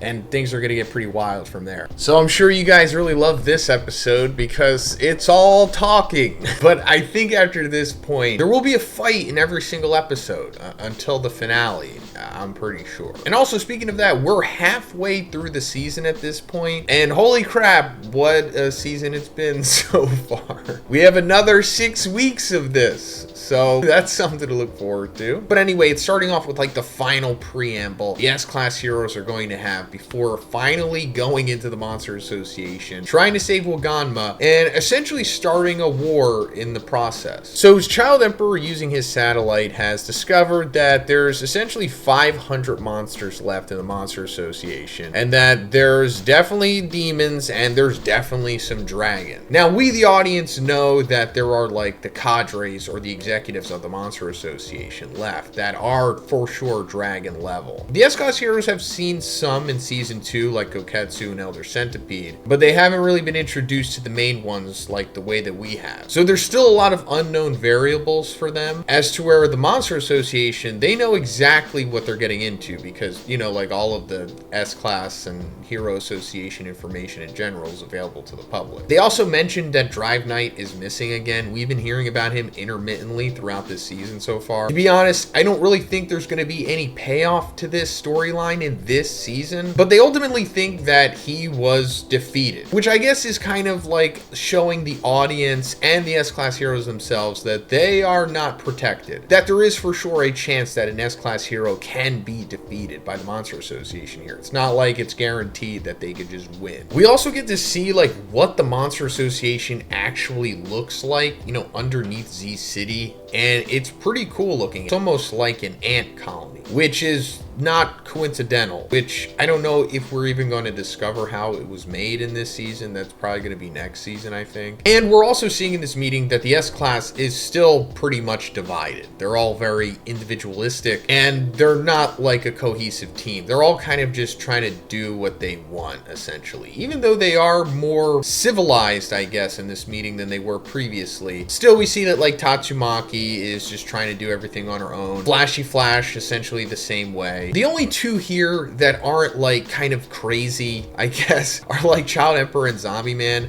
They're actually trying to like work towards a goal here. I mean, they're all trying to save Waganma, child hostage that started all of this. We see Amai Mask enter the meeting. And considering how Amai Mask is, everybody hates him, which is, you know, understandable and very funny. Amai Mask essentially is trying to shoehorn himself into this strike team, while Child Emperor, who is technically the leader of this operation, even though they would never admit it, would rather he stay on the surface with the other A-Class heroes that we're going to see in this episode. And we've talked about this before, and while Amai Mask is like an A-Class hero, A-Class rank 1, he chooses to stay that for various reasons. He doesn't want like other A-Class heroes moving up to the S-Class unnecessarily. He also gets like a better schedule being an A-Class hero. He also has like a special role within the Hero Association. He could very easily be an S-Class hero if he wanted to. And also he for sure has the strength of an S-Class hero. Like he's powerful enough to be one as well, which I guess we haven't fully seen in the series yet. I mean, we've seen him take down demon level monsters, which is indicative of S-Class hero strength. But coming into this season, we're going to see Amai Mask like have a real fight for the first time. Hey, also guys, can we get 3,000 likes on this video? All you gotta do is just grab your phone, hit that like button. It'll really help me out. I appreciate it, guys. Thank you. We also see this really interesting interaction between Amai Mask and Zombie Man, where Zombie Man is essentially telling Amai Mask to like, hey, chill out. We're all trying to work together here to save this kid. It seems like you kind of just want the fame and glory for this. And Amai Mask is like, zombie man, why are you immortal? Maybe you're actually a monster. Your true identity is questionable. Can we really trust that you're on our side? So I can't really go too much into why this is really interesting, other than it does bring up the question of like, why are S-Class heroes as strong as they are? Some of them have abilities that don't really make sense, and considering the way that the power system works in One Punch Man, it's really easy to see that being super powerful can almost only mean that you are a monster sometimes. Especially because we've seen in season 2 that monsters, if they're strong enough, can just be a human as well. They can go back and forth. Now, for Zombie Man, we discovered in this season what's going on with him. He was actually a former test subject of the House of Evolution. Dr. Genus performed some kind of experiment on him that made him quote-unquote immortal. We haven't seen Zombie Man's abilities or fighting prowess yet, but we're going to see it soon in this season. But like I said, it's just interesting, especially because of what Dr. Genus told us a couple episodes ago about how heroes are essentially different than monsters because they're just born strong. Even though Zombie Man wasn't born strong, he's an experiment, just like how Carnage Kabuto or the rest of the House of Evolution monsters are. So technically, Zombie Man is a monster, but there's also way more levels to this conversation that will eventually be revealed, but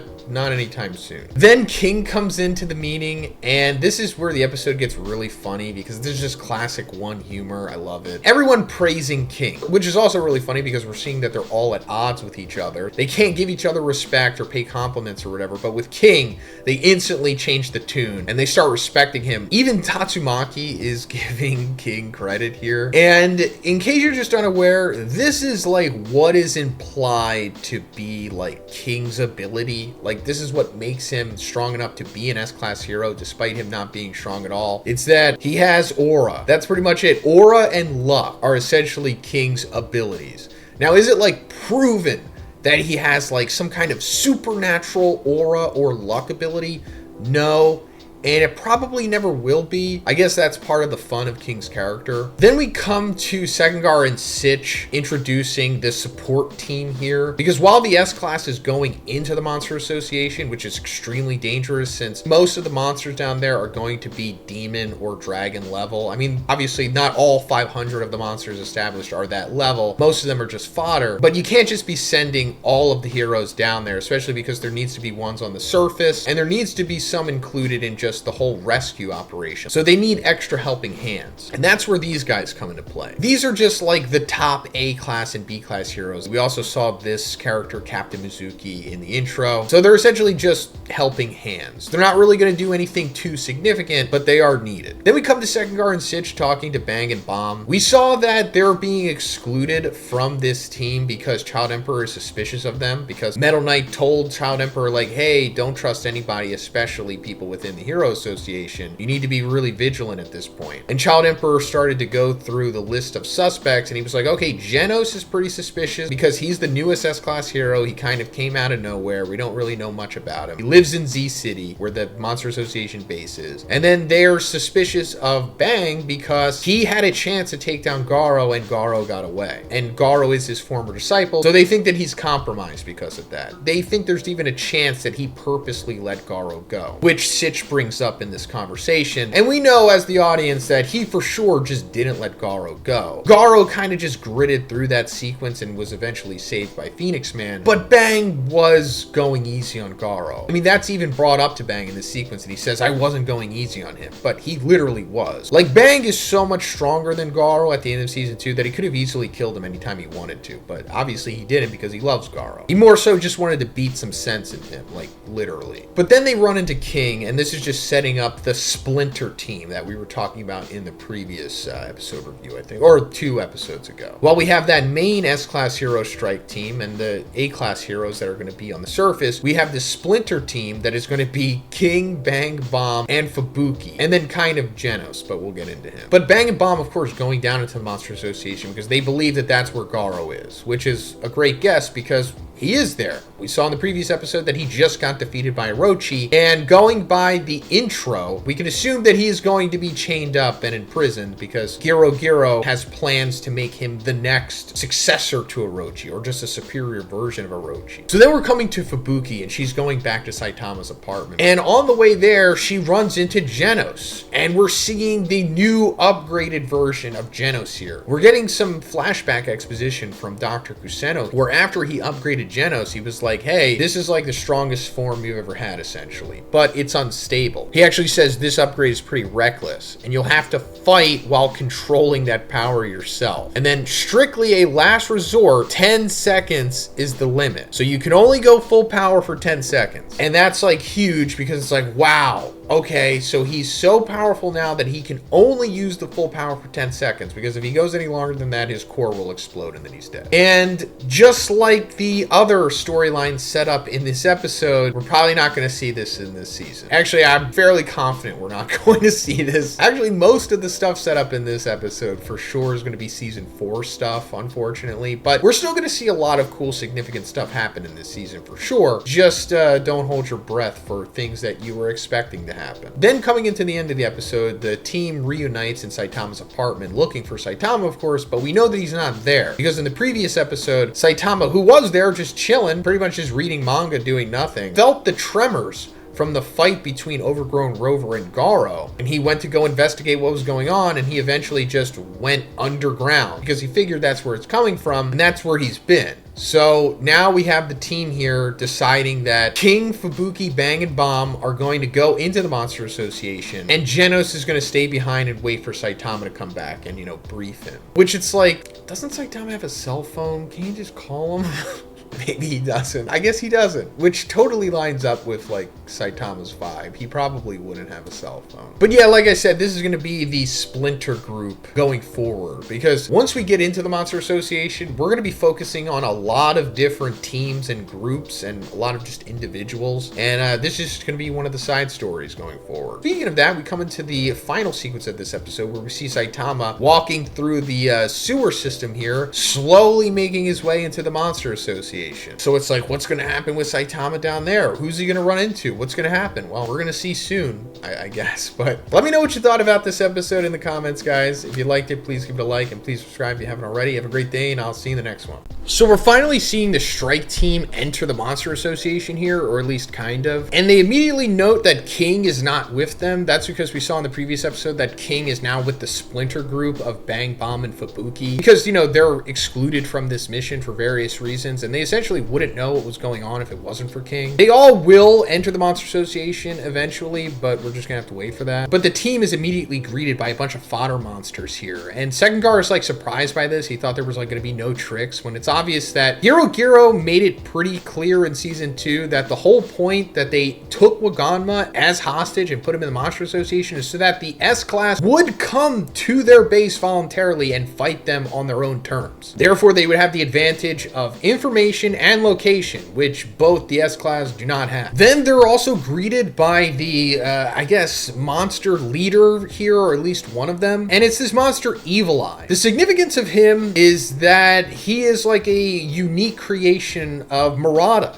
the artist of the One Punch Man manga. Despite what you have heard from some other YouTubers or people online or whatever, Murata is not the creator of One Punch Man. He's not the writer of it. This guy, One, is. He's also the creator of Mob Psycho 100, Bug, Ego, and Versus. But sometimes he lets Murata have his own little original creations in the series, and Evil Eye is one of them. Apparently, he was originally a human Esper, I guess, similar to how Tatsumaki is, although not nearly as powerful, of course. And when he was turned into a monster, Garou like implanted the eyes of fallen monsters on him, and that like grew his power. We're not getting a disaster level of him in this episode, but considering how he's able to like throw around buildings and stuff, he's powerful enough to be a demon for sure. Maybe even a little too powerful for that. Not quite a dragon. And considering that in the manga itself, it says that his disaster level is unknown, and I guess that's more so because he is an original creation of Murata. I guess we, the community, or at least I, pegged him as like above demon. A little stronger than a demon, definitely not dragon level, similar to what we were talking about with Orochi a couple episode breakdowns back, where Orochi is for sure stronger than a dragon, but definitely not disaster level god, so he's like above dragon. But as he's like trying to drop these buildings on the team here, Tatsumaki is able to defend them with her Esper psychic shield bubble thing, but she like drops it at the last moment and almost winds up getting the support team killed here by the rubble. This is just showing that Tatsumaki is very temperamental, not very emotionally mature, and definitely not a team player. Yes, she is on the side of justice and she's a good guy and she wants to help the heroes, but she's, you know, very flawed. But this is also just a way for us to see some of the strength of the other S-Class heroes like Puri-Puri Prisoner, Darkshine, who just lets the rubble fall on him, and then even Amai Mask, who's able to like one-handed lift this. We're further seeing how strong Amai Mask is. We've talked about this many times throughout this season. He is for sure S-Class level, but he chooses just not to be one. Then Tatsumaki goes on to fight Evil Eye off screen for the rest of this episode, but we'll come back to that later. Hey, also guys, can you please subscribe if you haven't already? We still got what, 5 more episodes left, 5 more weeks. I'm going to be covering it all. I also cover the manga as it comes out every other week. We're almost at 300K. Let's try to get there before the end of the year, please. That would be cool. And then let's also try to get 3,000 likes on this video. Just grab your phone, which you're probably watching this on, hit that like button. It'll help me, it'll help the video, and I really appreciate it, guys. Thank you. Then from this point, we're seeing the support team on Spotlight, such as Twin Tails. We're also seeing the sniper hero one-shotter Green, who can control plants. This is actually a pretty significant ability for an A-class hero. This is like something that an S-class hero would be able to do. I mean, at a much higher level, of course, but I guess it shows that Green has potential. Let me also point that out before we go any further. One of the reasons the support team is being shown here is because they have potential to become S-class heroes or just higher ranking in general, but don't hold your breath about that stuff. They're not really going to get much development after this sequence is over. 1 or 2 more times after this, and for sure, some of them are more significant than others, such as like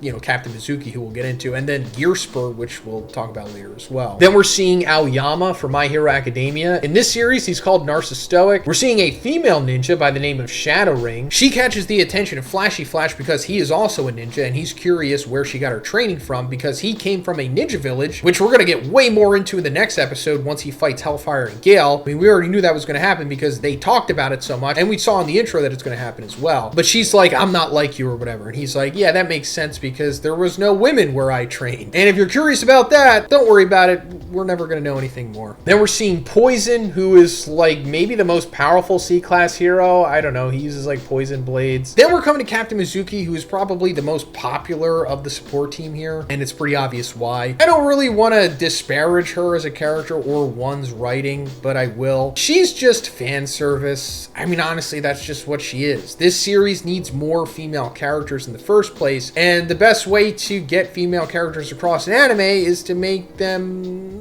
appealing. Tatsumaki and Fubuki already appeal to a large majority of the demo, but this is appealing to the other portion of the demo that likes muscular women. And I would say that there's more to her than that, but she doesn't really get any more development after this sequence is over. I mean, she's here and there, I guess, but I mean, they literally created monsters just for her to have a fan service sequence. I mean, there's freaking watermelon monsters, and she crushes them between her chest and thighs. That goes into like that fetish, right? Where muscular women crush watermelons in their thighs. I mean, they linger on the shot of her with the monster juice on her thighs and whatever. I mean, come on, let's call it for what it is. Then we come to Gear Spur, and he doesn't even get to show his powers in this episode, but I mean, clearly from his helmet and what he's trying to do, you can see that he's an Esper. We're going to see him like one more time in this season, and then maybe again in season 4, but his significance won't really come until season 5, to be honest, if we're ever going to get that. I don't even know if we're going to get season 4. And even once we do see him in season 5, or if you decide to read that far into the manga, which I'm sure you're not going to, and that's fine, I don't expect you to, you still probably won't even see what his true significance is because it's like kind of buried underneath narratives within the story. And I'm only really even excited about him because I'm me and I'm like a psycho about this stuff. But he's ultimately assisted and saved, I guess, by Bushi Drill and Okama Itachi, who are a part of Atomic Samurai's disciple trio. Then we come to Rhino Wrestler, who we've seen in season 2 before. He was a part of that initial team that helped kidnap Waganma, and his whole thing is that he's obsessed with testing himself and seeing how powerful he is in relation to others. One, interestingly, gave this monster way more characterization than the rest of the monsters. I don't know why. I mean, I know why he exists. I mean, he is just a power scaler for the audience, but one is just random sometimes with his creations. I mean, that's why we even have the support team here in the first place. It's because he just likes creating characters and getting all of these ideas out of his head. You know, like we talked about before, he's simultaneously making 4 other mangas besides One Punch Man. He does the One Punch Man webcomic, he does Versus, which is an incredible battle manga, and you guys will know about that eventually once it gets an anime, Bug Ego, and then he also did Mob Psycho. And all of those series have tons of characters in them, so it's like he just is overflowing with creativity, and he just needs to get that out of him or he's going to explode or something. Sometimes it just comes out in weird ways, like giving Rhino Wrestler more character development and backstory than a lot of the other characters in this series. But going back to him being a power scaler, he's showing us the difference between the various heroes here and the S-Class, because when Needle Star attacks him, by the way, Needle Star, one of the former members of the Fubuki group, but he got kicked out for being too violent amongst the members or whatever, and that's also why he looks the way that he does. This is like a remnant of their uniform. But he hits him with like his mace thing, and that's 25 points, which is pretty good. And then Captain Mizuki hits them with the same thing, but uses it like a shot put, and that's 30 points. So it's showing like, okay, Captain Mizuki's a little stronger than Needle Star. And then One Shotter shoots him with a friggin' 50 cal from his Barrett rifle, which I'm sure is stronger than the one in real life. That's only 15 points. So these guys are stronger than freaking 50 caliber bullets. Then he comes to E-Iron, who is, you know, the third part of that Atomic Samurai's Disciples trio, and he's also ranked 2 in the A-Class. But honestly, he's like the number 1 A-ranked hero. Because, you know, like we talked about before, Amai Mask is truly an S-Class hero. He shouldn't be in the A-Class. So we're essentially looking at like what the strongest A-Class hero is. And he's pretty freaking strong. I mean, he's able to hold off a demon level in Rhino Wrestler with 1 arm. And of course, he lost that arm against Melzergard, who was a dragon in season 1. And he's 69 points. Way stronger than Needle Star and Captain Mizuki. But still not strong enough to cut through Rhino Wrestler's horn, because, you know, he's just an A-Class hero after all. Even if he is ranked number 1, Rhino Wrestler being a demon is much stronger than, you know, any A-Class hero. According to like the Hero Association metrics in that bonus chapter Disaster Level where it breaks down the hierarchy of things, a demon level monster should be taken on by at least 1 S-Class hero, and you would need 10 A-Class heroes to respond to a demon level threat. But then we have Atomic Samurai stepping in, and he's like, okay, let me show you guys how it's done. Then all he does is just quickly about 1/8 unsheath his sword and then puts it back in, and he's like, okay, we're done here. And it's like, yeah, that's how fast Atomic Samurai is. From the audience's perspective, all you see is him just quickly go like this, and that's all he needs to do. But in that fraction of a second, he did like dozens, if not hundreds of slashes to Rhino Wrestler and immediately cut through him. Like, Rhino Wrestler doesn't even know that he's been cut at this point. And he winds up giving Atomic Samurai 100 points. And it's like, okay, is that pretty accurate? Does that mean that Atomic Samurai is only 31 points stronger than E-Iron? It's like, no. Maybe that attack was at least what Rhino Wrestler thinks, but that does not just fully illustrate the difference in power between E-Iron and Atomic Samurai. It's much greater than that. But I guess one wants just to keep it more ambiguous like he does with all of his power scaling. I mean, that's why disaster levels are the way that they are. Then Atomic Samurai just minces up the rest of these fodder monsters, literally makes it rain blood. Then we see Flashy Flash come in and get his quick kills in. We're going to see more of Flashy Flash in the next episode, like I said, so don't worry about that. Then we see Darkshine showing what he's capable of. We only really saw him get his hands dirty in the second season when he just took care of that fodder guy. But this is like the first time we're actually seeing him like fully in combat, and his style is essentially, he's like the Juggernaut, I guess. He's like nigh invulnerable. His body is a shield in itself, and he's just physically overwhelming. Like, that's his style. He just physically brutalizes you. Like, he just runs through these fodders and kills them that way. He doesn't even really do anything. Pig God, kind of the same way. Not exactly, but he himself is nigh invulnerable. Like, he is a shield in himself, but then he just eats you. Like, we've known that's what Pig God was about. Puri-Puri Prisoner, he's kind of just standardly strong, I guess. We've seen him fight many times throughout the series.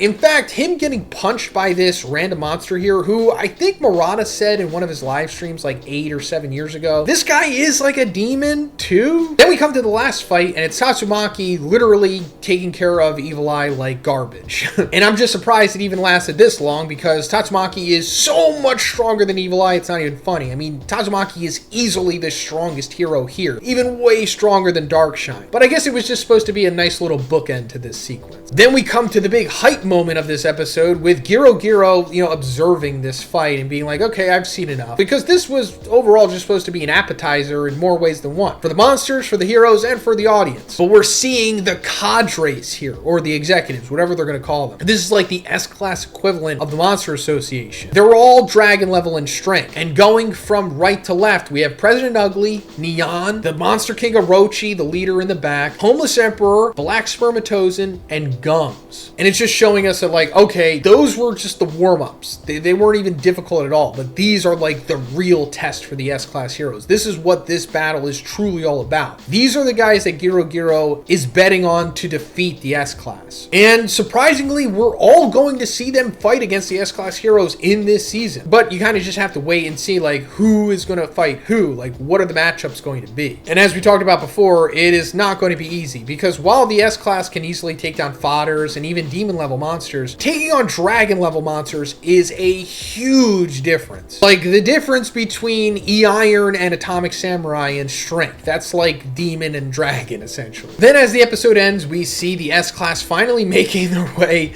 down into the Monster Association, getting ready for their individual fights, because Second Guard's like, okay, from this point on, you guys are going to be on your own. Like, if you need help, you're probably not going to be able to get it because everybody's going to have their hands tied. So sorry about that. Hope you don't die. And not the best strategy necessarily, but it's fine, because this is just going off of the standard battle manga trope. We're getting this tournament style individual battle so that everybody gets their own spotlight, because the S-Class heroes haven't really been tested up until this point. I mean, some of them have in season 1 in that monster invasion battle at the end, but they were all working together, and it was more so just showing that, like, hey, they're pretty powerful. But we're going to see them truly get tested as this season goes forward. And we need to see it more so on an individualistic way so that we can get more insight into the heroes themselves and how they react to real adversity. And then in the post-credits, we see that the support team is staying on the surface because that was their whole purpose here in the first place. They're support.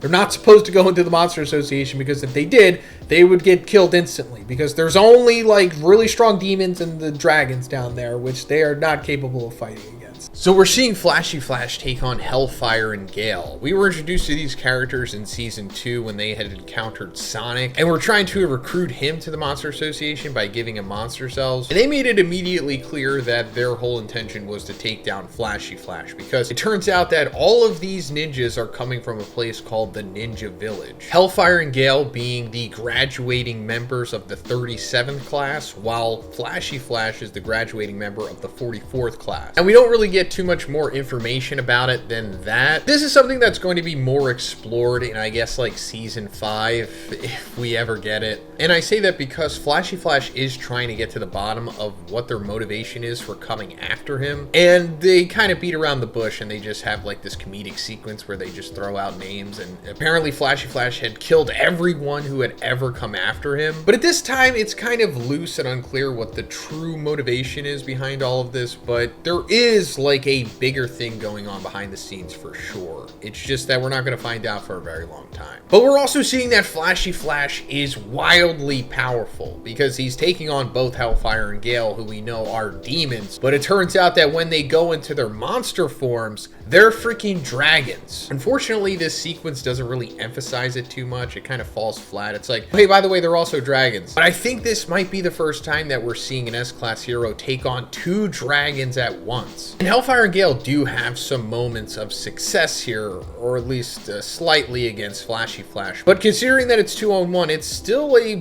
pretty fairly one-sided match for Flashy Flash. He essentially dominates them. And we've seen Flashy Flash fight before, but never really going all out like this. Like, we're seeing that he's probably the fastest S-Class hero, at least that we know of. And it's really emphasized by this one sequence where they come up through the bridge and it like explodes, but the explosion is happening very slowly. We're seeing that they're moving all around before the bridge can like even fully explode. I appreciate that they adapted this from the manga because there's a chance that they weren't going to, I guess. And of course, I got to put it out there, this episode isn't perfect. Fight could be a lot better, but what it is, the time constraints, the budget and whatever, It's fine. I'm sure in the next 48 hours, there's going to be tons of like images and frames coming out showing how abysmal this is and how the animation suffers at some points. But considering what we've been given so far with this season, this sequence was fine. Hey guys, can we also try to get 3,000 likes on this video? Grab that phone. I'm sure you're watching it on there. Hit the like button. It'll help the video. It'll help me. Thanks, guys. I appreciate it. But Flashy Flash kind of stops messing around, and he hits them with the flashy kicks, and then hits them with the flashy slash, which is essentially his ultimate move. This is the move that Flashy Flash is actually going to do to Thousand Eyes Octopus in Season 2 after he fails killing it the first time. But he's interrupted by Tatsumaki before we get to see it. And yeah, for sure, he would have cut Thousand Eyes Octopus in half with this thing. And he slices through both of them at the same time. This was like his strategy. I guess why it was also taking so long to finish them, because he was just waiting for the opportunity to take them both out at once. And like I said, it wasn't really that difficult. I also like how he just gets down to business and just takes care of them. I love fights in anime that kind of just end like that. It doesn't have to be this big struggle or like this moment where they have to find themselves or pull through the power of friendship or remember something or have some kind of butt pull. It's like, no, Flashy Flash just locked in and he took care of them. We also see that Hellfire and Gale are kind of having somewhat of a redemption here. I mean, it's not like a redemption, but they're having like a moment of reflection, I guess I should say, as they're dying. And this is important because we're supposed to feel something for them in this moment.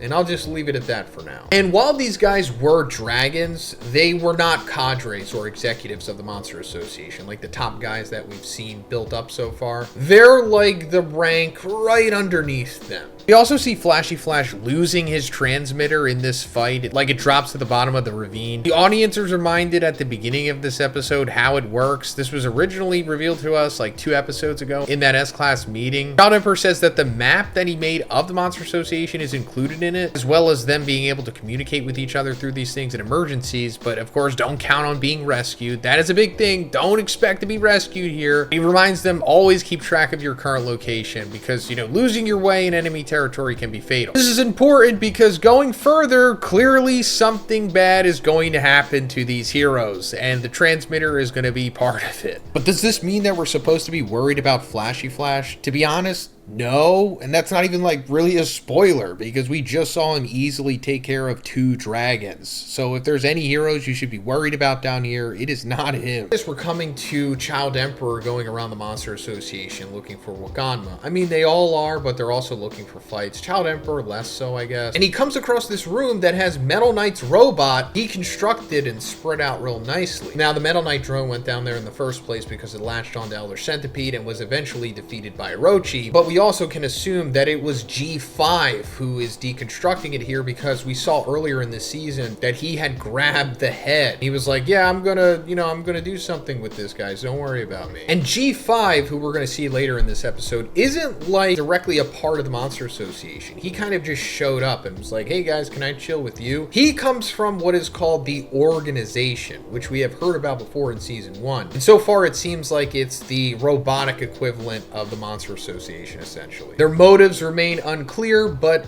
obviously they are very interested in Metal Knight and his tech. So once Child Emperor plugs into the head of the drone, he realizes that Metal Knight figured out everything already. Like, he already had the location of where Waganma is, but he still chose not to act on it because we saw them talking about this before they went into the raid. Child Emperor trying to get Metal Knight on board with all of this stuff, and he was just like, no, it's more pragmatic to just, you know, carpet bomb that place or whatever. Yeah, Waganma will probably die, but we're taking out the Monster Association, the biggest threat to humanity at this point in the process. And obviously not everyone could go along with that, especially the Hero Association as a whole, because Waganma is the son of the biggest donor, Narinki, and he's a freaking kid.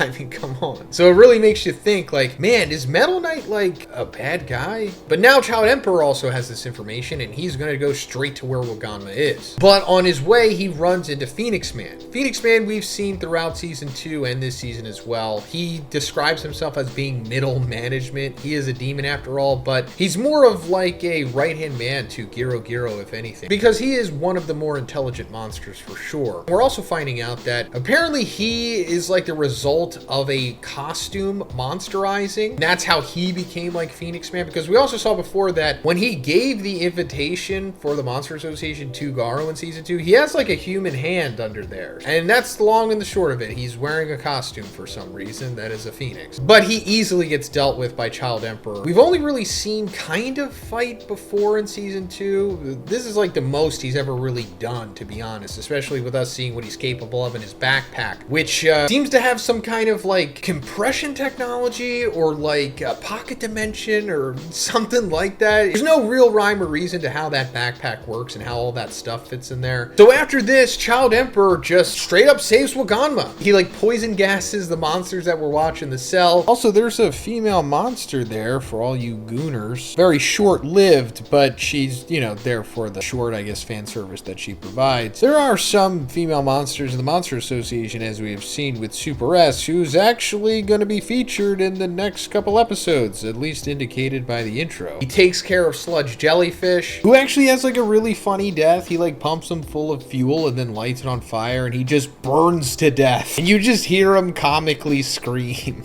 And he's got Waganma. So he is like easily the most efficient hero at this point, since we know that there's tons of other heroes down here and they have not even come close to saving Waganma yet. However, he runs into, like we said, G5 at the end of this episode, and he tries to like take care of him with this disruptive field thing, but it has no effect on him. So we're seeing that like, okay, this guy is not just a regular robot, he's a pretty powerful one, or whatever he truly is. Child Emperor winds up sending this Cerberus robot at him, which is like a combination of his 3 Underdog Man robots. That's actually the first thing that we saw from Child Emperor in season 2. So this episode is weird if you're like a hardcore fan of One Punch Man. I don't mean like the animation and the pacing. That's like part of the course of this season. I more so mean like the continuity, and it doesn't really matter to like the casuals out there. And for you guys, I won't bore you with this stuff. I'll talk about that at the end of the video because most of you will be gone by that time anyway. So we see Child Emperor trying to evacuate Waganma to the surface. And as they're leaving, they come across Phoenix Man's corpse, or perceived corpse. And Waganma recognizes him from like this TV show because he did mention that he was something of a mascot or something. And on that show, he was like a character that would just like comically die, but then come back in the next episode like nothing happened. And that worries Child Emperor because costume monsters are kind of like an anomaly. They don't really get too much into it, but he's definitely aware of how they can be anomalies because they take on the traits of like the costume that monsterize them.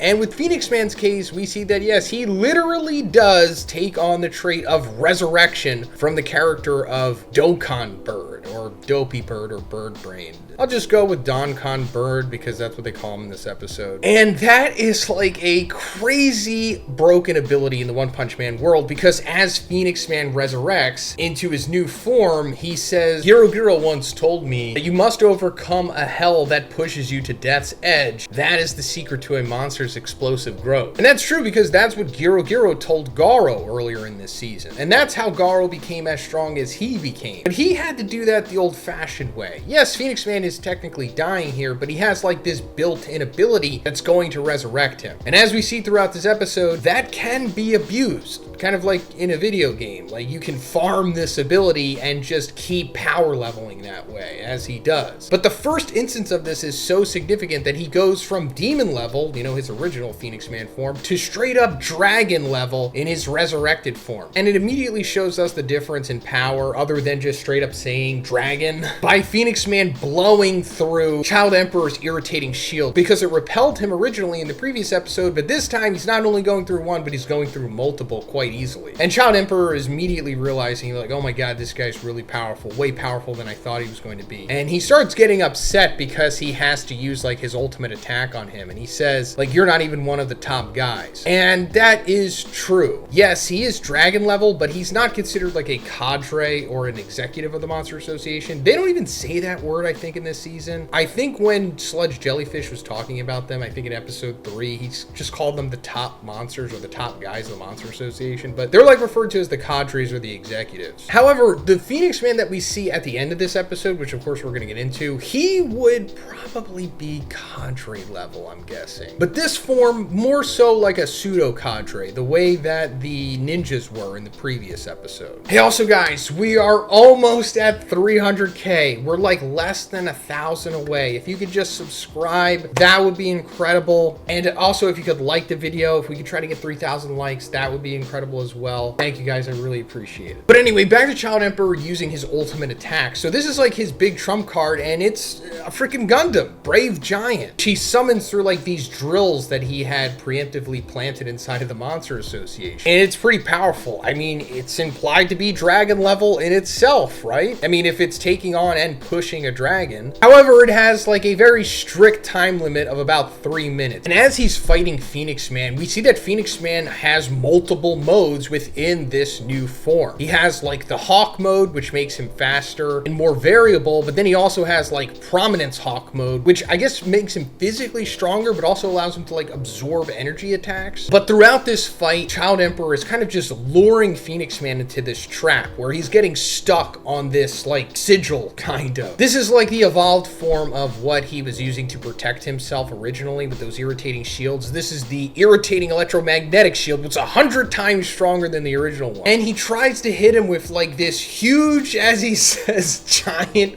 fish strike. Child Emperor is very literal with his attack moves here. And Phoenix Man can somewhat mount an offense against this to, I guess, mitigate the damage, but he's still getting hit by this hard, and it's sending him through multiple levels of the Monster Association. And it straight up kills him.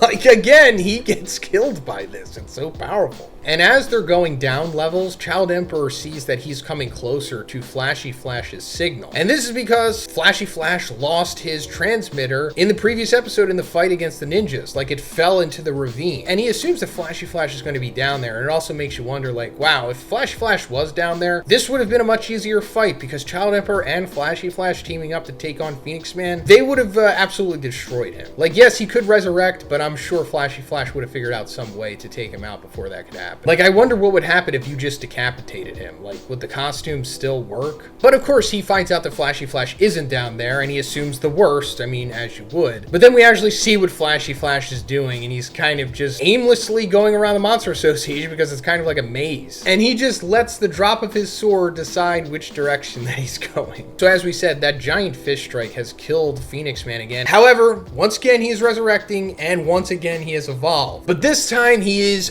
Phoenix Brilliant Eagle mode. So if he was dragon level in his regular resurrected mode, he is now maybe even mid-dragon, possibly even high. It really remains to be seen, but I won't really get into the weeds of that stuff. It doesn't really matter. He's just a stronger dragon. And as I was saying earlier, this version of Phoenix Man probably would be a top guy in the Monster Association or a cadre or an executive. So he just instantly rips off Brave Giant's arm, showing how ridiculously strong he is right now. Not only that, but he also has some more abilities, such as the Light of the New King's Awakening, where he can just straight up resurrect corpses, which is wild. We've never seen this before from anyone in the series. And he doesn't even really know how it works. He says that his suit is talking to him, which is fascinating. I could get more into that, but again, it doesn't really matter. We also haven't even really been introduced to the concept that would allow me to explain how the suit could be talking to him. So that in itself is somewhat of a spoiler. But the other fascinating thing about this sequence is the monsters that he's resurrecting down here are the friggin' Subterraneans. If you go back to episode 1, you remember that iconic dream sequence with Saitama where he fights against those subterranean monsters or the people or whatever, where they're actually giving him like a real fight. But then of course he wakes up and he sees that the real Subterraneans are just weaklings. These are the weaklings. It turns out that they're coming to the surface in that sequence because the Monster Association has driven them out. They've taken over this place. That's why it's all furnished and set up the way that this is. It originally belonged to them. This is mildly hinted at that in the previous episode with Hellfire and Gale saying that they took over that place from the previous monsters, but if you're just a casual, you don't really know what they're saying. You just assume, oh, they took it over from other monsters in the Monster Association, but no, they took it over from the friggin' Subterraneans. So they're getting resurrected here as like somewhat strong zombies to take on Child Emperor, but they're not really doing much. So Phoenix Man does something of a smart move and also a dumb move. Smart move because he's trying to recapture Waganma, as he should, but dumb move because he's leaving Child Emperor behind, who he knows is on a very strict time limit with his power. So I guess he just assumed, like in a James Bond scenario, things are just going to work out for him. So Child Emperor, who's doing the smart thing, makes his arm go back into the drill mode, because that's originally how it got to him. It drills Phoenix Man, then Child Emperor, with like 15 seconds left, activates his Gigavolt Smash, this big electrical discharge, takes care of all the subterranean zombies, then shoots up the Phoenix Man, uses his little brave support robots to give him his substitute arm, and then like straight up does essentially a Kamehameha, the Millennium Emperor Nova. And Phoenix Man assumes that he's going to be able to absorb this because he has all of the abilities from his previous suits all in just one form now. But this thing is way bigger than he expected. I don't know where Child Emperor is getting this insane power source from, especially with only 10 seconds left of the source of it, which he says is like his hyper degenerate battery, which I guess has to be minimum nuclear or something. And he blows this massive beam through him, through the Monster Association. It comes out through the surface, goes through Z City, which is abandoned, so you don't have to worry about people dying. And it just goes into the sky. This is easily, at this point in the series, one of the strongest things we have ever seen. Also in the sequence, you're supposed to see the moon on the side there, with the crater in it, with Saitama being kicked there by Boros. I don't know why they removed it. It is symbolic, although it hasn't really been established yet why it's symbolic. I guess they just don't care, which is understandable. But Phoenix Man survives this too, because he's just such a beast. Yes, it kind of overloaded him and it fried like half of his suit, but he's still alive. And Child Emperor's Brave Giant is done at this point, and he starts walking him down, thinking that he's just going to easily take care of him. But in one last ditch effort, Child Emperor like activates this like clamping mode thing, and as Phoenix Man is inside the suit, Child Emperor slips in this little tickle robot through the gap in his mouth, and it gets under his suit and it starts tickling him to the point of insanity. This is how he defeats Phoenix Man, which is funny, of course, but it does make sense, because this is essentially the only way that you can defeat him without just vaporizing him or testing decapitation, I guess. You have to get the suit off of him. So how are you going to get the suit off of him? You have to give him incentive to take it off. Put something underneath it so that he can't get to it other than him ripping the suit off manually. And as he starts ripping the suit off, it depowers him and it brings him back to his previous mode where he's vulnerable, and Child Emperor just starts manually hacking away at him with his backpack of goodies, and he just straight up kills him that way. Now in another surprise sequence here, we're seeing that Hellfire and Gale, the two ninjas that fought Flashy Flash in the previous episode, are alive.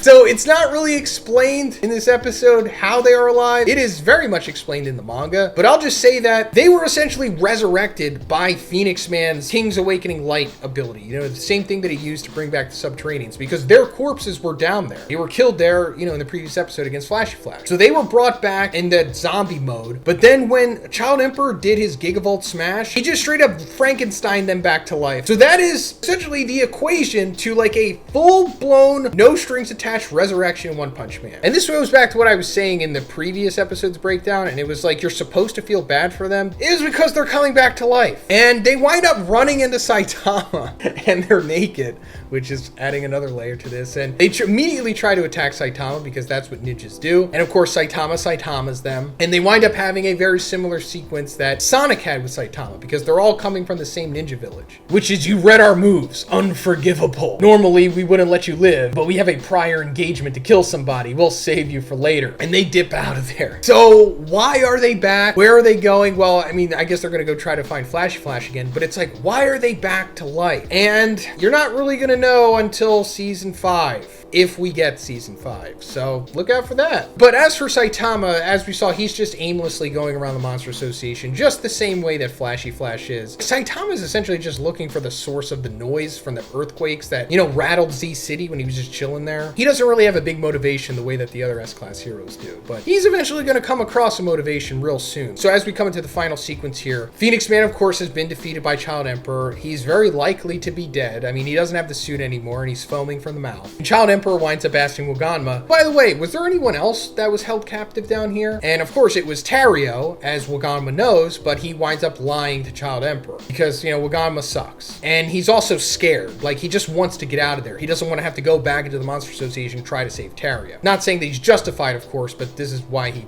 is the way that he is. Also, the only person that responds to Child Emperor's request on the transmitters is actually Zombie Man, who's like, hey, thanks, Child Emperor, you know, you really helped us out. And it's Zombie Man because we're gonna see him fight in the next episode. Like, finally, Zombie Man's actually going to do something for once other than just talk and walk around. So now let's just quickly talk about the continuity of this. So this is like the first and second iteration of what this fight originally was in the manga. We all really enjoyed this when it was coming out because we all thought Brilliant Eagle Phoenix Man is awesome. His design's awesome, his abilities are really cool, but he was also just a little too powerful. And I don't know if that is the exact reason why this sequence was retconned in the manga, but this sequence essentially was just wiped out of existence. It was replaced with a new sequence where this version of Phoenix Man doesn't exist anymore. Phoenix Man never becomes this in what the true continuity is. Like what actually winds up getting printed in the volume itself. And there's also like a whole other sequence that includes Saitama in this fight, but that's all removed now. So I'm just really confused as to why they decided to do this. I guess because one, this fight is way more exciting than the new canon version. And I guess this also means that they just won't have to adapt more content into these next two episodes, because I'm assuming there's only going to be 12 episodes in this season. So we're finally seeing Zombie Man fight, and it turns out that he has regeneration. I mean, he basically has like the abilities of Deadpool in more ways than one, but he has like super regeneration, can seemingly regenerate from anything, like even if his head is blown off, because at some point in his fight with Pure Blood, he like has his brain explode and he still comes back from that. And he uses weapons. He has like an arsenal. And as we see, he's fighting Pure Blood here, who is not a cadre or a top monster in the Monster Association. He's just a demon level. He's just like a warm-up for Zombie Man here, essentially. As we have seen with a lot of the S-Class heroes so far, they're kind of just getting these warm-ups before they fight the top monsters. And Pure Blood says that he's a vampire with a bloodline carrying supernatural powers for generations. Like a couple episodes ago when he's first introduced, he's supposed to say that he is like a natural-born monster. Like he says that in the manga. This is really interesting because most monsters in the series are humans inherently, and they just become monsters. You know, aside from like the Sea Folk and, you know, Deep Sea King and them. And I guess it goes more into like the origin of monsters and how they came to be and how a monster could even just be naturally born, which isn't really explored too much in the series. You kind of just have to go off contextual clues, and even then you kind of just have to guess because nothing is ever confirmed. Maybe this will be addressed towards the end of the series, to be honest. I just think it's interesting and just wanted to point it out. Also, going a little more into Zombie Man, at the beginning of the episode he says, I specialize in undercover ops, espionage, and investigating contaminated zones. Fighting isn't exactly my strong suit. So that's really interesting, right? And it makes you think like, yeah, all S-Class heroes don't necessarily have to be powerhouses. Actually, all of them are, except for Zombie Man, I guess, and King. But King's a powerhouse in his own way. I guess you do need one S-Class hero like Zombie Man, and for sure he is obviously worthy of being an S-Class hero. I mean, it would have made sense if he was an A-Class hero with his abilities. And then we clearly see that when he's fighting against Pure Blood here. Yes, he is struggling against a demon, but I say struggling loosely because this is just how he fights. Because when he eventually does defeat Pure Blood here, we see that it took like a half hour. And Pure Blood defeated him like 200 times before Zombie Man just got his one win, which eventually just exhausted Pure Blood's own regeneration, which, you know, isn't seemingly infinite the way that Zombie Man's is. I mean, maybe we'll get more into that into the next episode because he's gonna fight again, spoilers. But also, if you're just confused as to how Zombie Man has these abilities, it was actually explained, I think, in episode 3 when he talks to Dr. Genus. Dr. Genus reveals that Zombie Man is the result of one of his experiments. Like, he was the only successful test subject in his Immortality series. So Dr. Genus did did some kind of crazy experiment to give Zombie Man like these regeneration abilities. And we don't really know how far it can go yet. Like I said, maybe we'll explore this in the next episode, but he doesn't need his brain to come back. So I don't think he's like Majin Buu or Cell, as to where like you could just have like one single cell left or whatever, and then he'll come back from that. But he can come back from very little, seemingly. And of course, he also has like super strength. I mean, at least compared to the A-class heroes, I guess. And this is just really cool. I like Zombie Man as a character. This chapter, when it came out a couple years ago, was amazing. Obviously better in the manga. We can't really expect much from the anime, but they're doing what they can, I guess. Hey, also guys, we are less than 1,000 away from 300,000 subscribers. If you could subscribe so we can get there before the end of the year, that would be incredible. Thank you guys. I appreciate it so much. But he's just like a war of attrition type of hero. Like, he'll just grind you out until the job gets done. Fun fact, in an audiobook story for One Punch Man, this is like super hardcore territory, Zombie Man actually winds up defeating Carnage Kabuto. Like, you know, the big monster from season 1 that Saitama fights. I know that sounds crazy, but Zombie Man just grinds him out the same way that he does Pure Blood, although much longer. I'll make another video about that. I've already made a video about that, I think like 7 years ago, but I'll make an updated one since it's kind of topical now. But Zombie Man successfully gets past Pure Blood, then he like defeats all the other monsters in the room. Then we're moving on to Pig God, who comes across a demon level by the name of Big Eater. It seems like this is going to be somewhat of an actual fight, but it's not. We see later on that Pig God just eats him.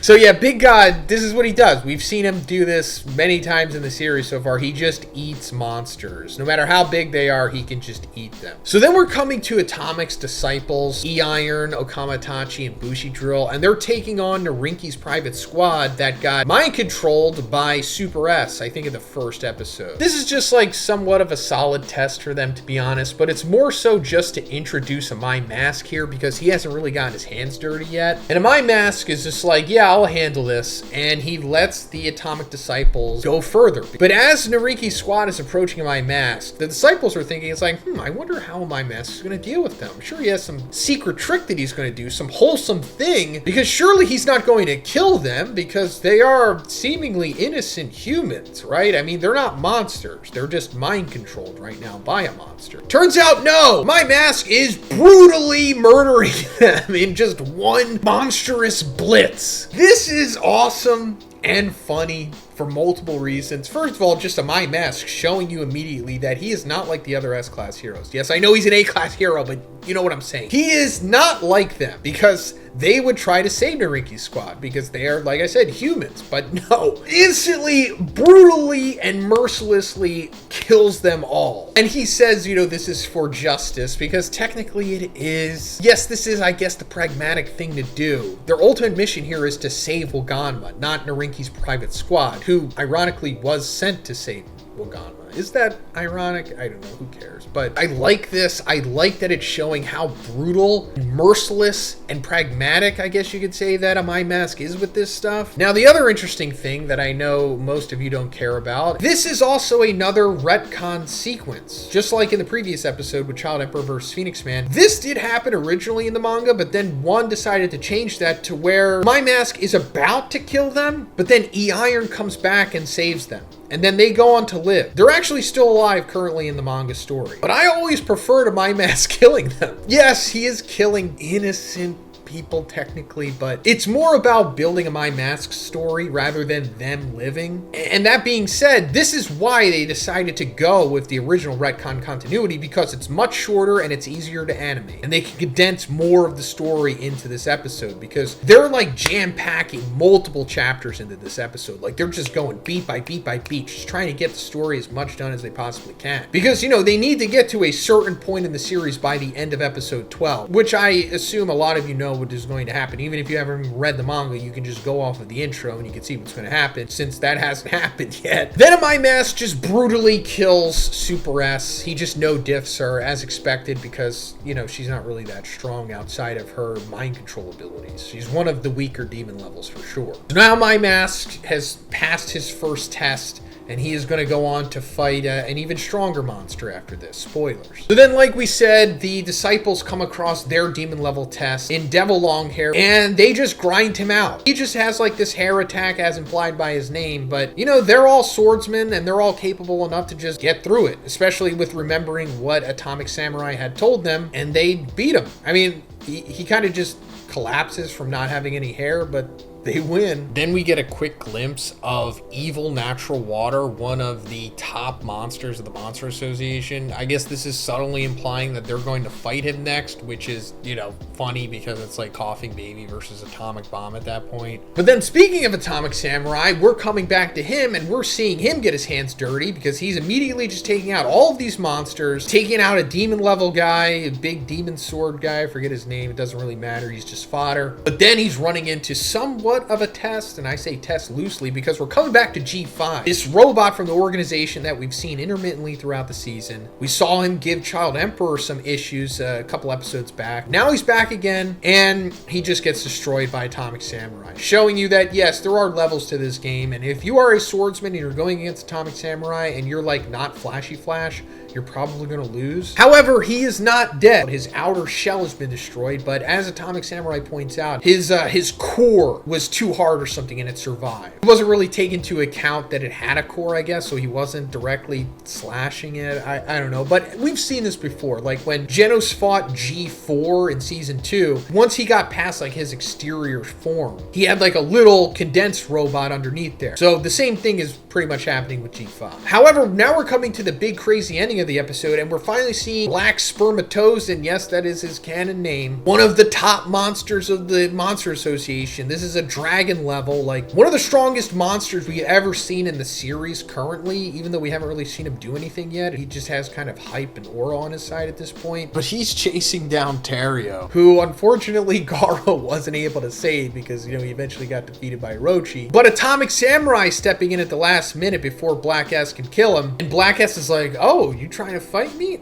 All right, let's go. So I guess that's where the next episode's going to pick up. We're going to see Atomic Samurai fighting against Black S. I think this is the first S-Class hero versus cadre / executive fight we're getting so far. I could be wrong about that, but I think this is it, right? Yeah, this is the first, like, big fight that's been advertised for this whole season. Actually, I think that's going to be a few fights in the next episode, like the S-Class heroes taking on the top monsters of the Monster Association. So, Child Emperor has successfully saved Waganma. This was the main reason why they're doing all of this. I mean, also to take out the Monster Association, which is the only thing left now. Like, that's why the other S-Class heroes are staying down there to exterminate them, because, you know, now that Waganma is saved, it's not like the Monster Association is going to be like, oh, okay, guys, you won, you know, we surrender. It's like, no, they're still going to try to take over the Earth, so you have to kill them. And as Child Emperor is relaying this to the rest of the S-Class through the transmitter, they eventually get back to them, and he winds up hearing from Atomic Samurai that there's another kid down there, which is, of course, Terrio. Child Emperor did ask Waganma in the previous episode, like, if there was anyone else down there, but Waganma lied to him because he wouldn't have to stay in the Monster Association any longer than he had to. And, you know, of course, he's like an affluent brat, so it's part of the course for him. But Child Emperor's like, okay, well, there's another kid down there, so I guess I need to go back down there and save him, which, you know, as he should. Child Emperor is a true hero after all. And we see Needlestar saying, like, S-Class. I want to reach that level someday, but it won't be easy. And if you're thinking, like, is this foreshadowing that he's going to become an S-Class hero, or that other members of the support team are going to become S-Class heroes? To be honest, I don't know, because these characters are hardly ever touched on again after this, pretty much. I mean, they kind of come back here and there, but not to the extent that you would think. So I wouldn't hold my breath on anything being set up here. So then we're coming to Atomic Samurai taking on Black S, or Black Spermatozoan. We saw him encounter him at the end of the previous episode. That's how he found out that Terrio was down there. And we're finally seeing what, like, Black S's abilities are. At first, we see that he can, like, mutate his body and makes, like, this huge arm, to which Atomic Samurai cuts off. But then that kind of takes on another Black S of its own. And we're seeing that, oh, Black S is, as he says, countless versions of himself combined into one, to which he could just spread himself apart or mutate or do all of that at the same time. And if you're wondering, like, well, is there truly countless? And it's like, no, there is a finite number of Black S's, but the number is, like, way higher than what you would think it is. I mean, as we see in this this episode, just throughout this hallway, there's hundreds of thousands of him. So there's definitely more than that, since each one of those within the hundreds of thousands have like hundreds of thousands condensed within that. Because one of them hits Atomic Samurai and it messes him up. This is an S-class hero after all, and he's like, wow, even after being split up, he's that strong. It's like, yeah. Hey guys, can we also try to get 3,000 likes on this video? Just take your phone, hit the like button on there. It'll help me, it'll help the video. Thanks, I appreciate it. So just from this sequence alone, you can already see that Black S is easily one of the strongest monsters we have ever seen in the series. And we're just seeing the tip of the iceberg with him. Like, his abilities go so much further than this. And unfortunately, we're not really going to see much more of him after this. Maybe we'll see a little bit more in the next episode. But he's really going to shine in season 4, if we get it. So this is like the biggest beating this season so far that we've seen an S-class hero take, right? He is almost at death's door right now, and his last-ditch effort is to just cut the ceiling so that it falls on Black S, and then hopefully he can like escape at this point. I mean, we're cutting away from the fight, so we're not going to see what happens, but yeah, he's essentially defeated here. But yeah, he's a great matchup for Atomic Samurai, whose whole thing is just slashing and whatnot. And if you cut Black S, you're basically helping him just multiply further, and you can't like cut him since he's like malleable and can regenerate or whatever. And I guess that goes into his name being Black Spermatosin, because, you know, it kind of operates that way, I suppose. And it also makes you wonder, how did he come to be? Because we could see the origin of quite a few of the monsters, especially Neon later on in this episode. It's like, what's Black S's origin? But anyway, on to the next big battle. So Zombie Man is encountering another top monster, and I say monster loosely, of the Monster Association, and that's Homeless Emperor. This guy has like light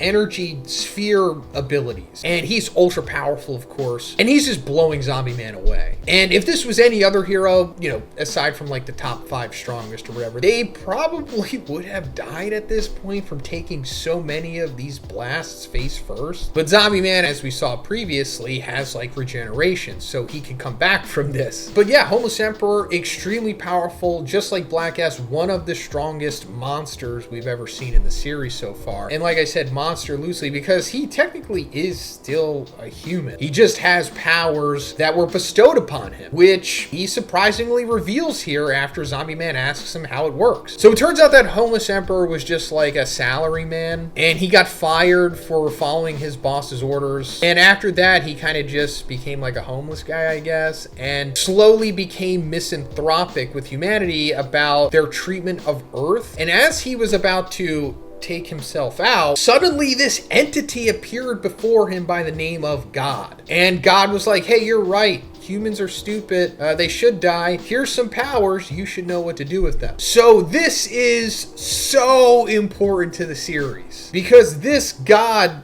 entity thing is in fact very real, because Zombie Man asks, it's like, how did you know this guy was God? Did he have an ID? And it's like, no, he's not like literally God. He's not like the religious head figure of this One Punch Man world, or he's not like the creator of the universe, or he's not like the one above all in Marvel or whatever. He's just this entity that calls itself God, and he is essentially the final boss of this series. I mean, I'm not really spoiling anything, but he is for sure what the end game of this series is leading to. Like, it will ultimately come down to God versus Saitama. Now, I can't really get any more into that, but this is the first time we're hearing about this character, but maybe we have already seen the seeds have been planted, because I'm sure some of you have already noticed that Homeless Emperor's abilities are very similar to Vaccine Man's abilities. You know, the Piccolo-inspired monster that we saw in the very first episode? They both have like these light sphere things. Now, Homeless Emperor's powers work very differently. They become tubular at times, and they're very defensive as well. We see that they're strong enough to have like this automatic defense mechanism to stop like a last second bullet from hitting it. But another common factor that they have besides those light power things is that they both are concerned with Earth and how humans treat it. Because Vaccine Man said that he's the result of pollution and how the humans are destroying the Earth. I'm paraphrasing. But it also makes you wonder, like, is Vaccine Man a product of God as well? And while it's never outright fully explicitly stated, I'm pretty sure he is. And it would make sense because he's the first villain that we see in the series. He's the first guy that Saitama defeats, at least for the audience's perspective. So that would be a great way to bookend the series and to have God set up in the very beginning. But we cut away from that fight as Zombie Man is like regenerating, but we're going to come back to it. But as we can see, Zombie Man is at an uphill battle at this point. Like, it's not really looking good for him. Then we're coming to Saitama, who is just walking around.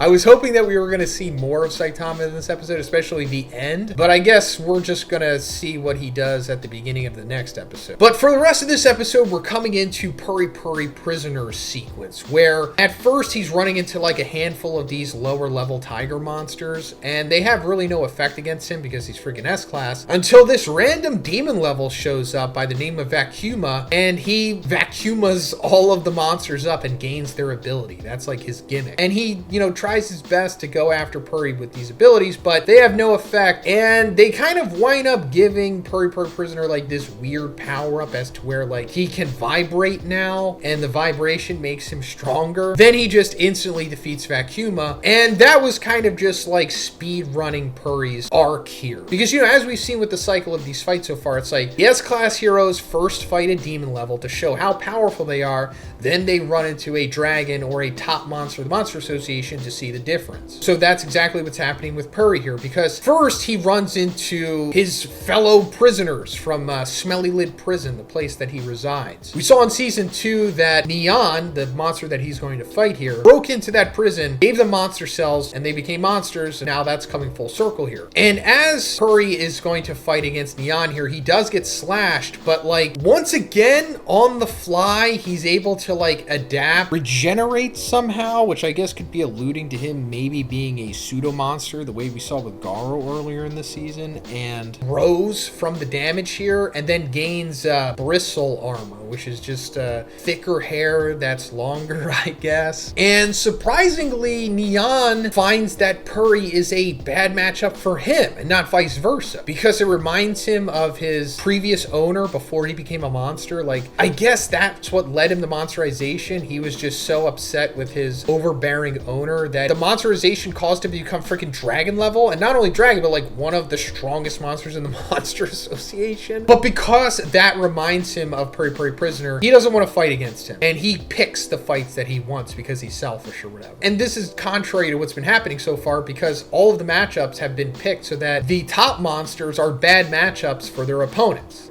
Black S going against Atomic Samurai, Homeless Emperor going against Zombie Man, and so on and so forth, but this one was kind of the opposite. And Neon tries to escape through like a crack in the wall, and they reveal that one of their abilities is that as long as there's like 3 millimeters or whatever, they can slip through it or like mend their body to go through something that thin. I guess, kind of like what cats do when they go under doors or whatever. But Puri goes after Neon by just swimming through the concrete, and Neon winds up escaping and just chooses to not fight Puri at all, and is just going to go fight another hero instead. And as Puri's coming out of the ceiling, the rocks fall down on his prisoners, and he winds up killing them all accidentally. But let me also just say, we're justified in attacking Puri, because Puri, did assault all of them. Like, Puri-Puri prisoner is in prison because he was a serial man assaulter. I just want to put that out there. He's not like a good guy. I mean, yeah, he's good for being a hero and saving people, but outside of that, he is for sure a villain. He's a very odd character, and one of the strangest characters that one has ever made across all of his series. And it's just so interesting that he gets so much spotlight and character development for it to ultimately not really matter. But after Puri accidentally kills the prisoners, which was like essentially the only thing that could really happen with them, it's not like they were going to reverse their monsterization. He like yells out in sadness, and Saitama winds up hearing this, who is still just aimlessly going through the halls here. That's where the episode ends. Saitama just trying to figure out what he's doing, what his purpose is here. I mean, yeah, he's looking for the cause of the explosions and the rumbles or whatever that were happening when Garou was fighting Overgrown Rover. And like I said, we're probably going to see what's going to happen with Saitama at the beginning of the next episode, which is the last episode of the season. So this episode opens up with us seeing Pig God taking on Gums. That's another one of the top monsters of the Monster Association. Gums is like essentially just the monster version of Pig God, so they're kind of canceling each other out. Then we're coming to Super Ally Darkshine taking on Bug God. Bug God was that guy that we saw fighting Garou earlier in this season when he teamed up with Royal Ripper. But this is the first time I guess we're really seeing Super Ally Darkshine like actually fight, because before this we only really seen him take down fodder, I guess. And yeah, he just one-shots Bug God. So that's just showing you how strong Super Ally Darkshine is. So just compare that to Garou, who was pretty strong earlier in the series, struggling severely against Bug God. I mean, granted, it was 2-on-1 and he was trying to save Terrio at the same time, but still, I mean, there's a stark contrast here. Also, Super Ally Darkshine says that there's like 3 heroes in the Hero Association you should never anger: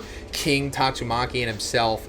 And it's like, is that true? Maybe for King and Tatsumaki, especially if you're not like the audience and you're like a character in the series and you assume that King is genuinely the strongest man on Earth. But you'd think that, like, why isn't Darkshine mentioning Blast in that equation? Now, I know if we're just following the anime, we know nothing about Blast. We just know that he is S-Class rank number 1, but that should be more than enough to include him in the 3 heroes you should never upset. Because if Tatsumaki is number 2, there's got to be a reason why Blast is number 1, and I'm assuming strength is a part of that. Also, on Christmas, I released a video going over Blast's entire story. Yes, it involves some serious spoilers, but in case you were just really curious about what's going on with Blast and you didn't want to wait till season 4 or 5, check out that video. I'll probably have it linked at the end of this one. So then we're coming back to Saitama, and he's encountering Overgrown Rover. And this makes sense, not just for hype moments in Aura, but also because this is Saitama's main motivation for coming down into the Monster Association in the first place. Obviously, he wasn't included in the original strike team to go save Waganma because he's Cape Baldy to them, but he was just chilling in his apartment. There was like all those explosions and the earthquakes and everything from when Garou was fighting Overgrown Rover. And he was like, wow,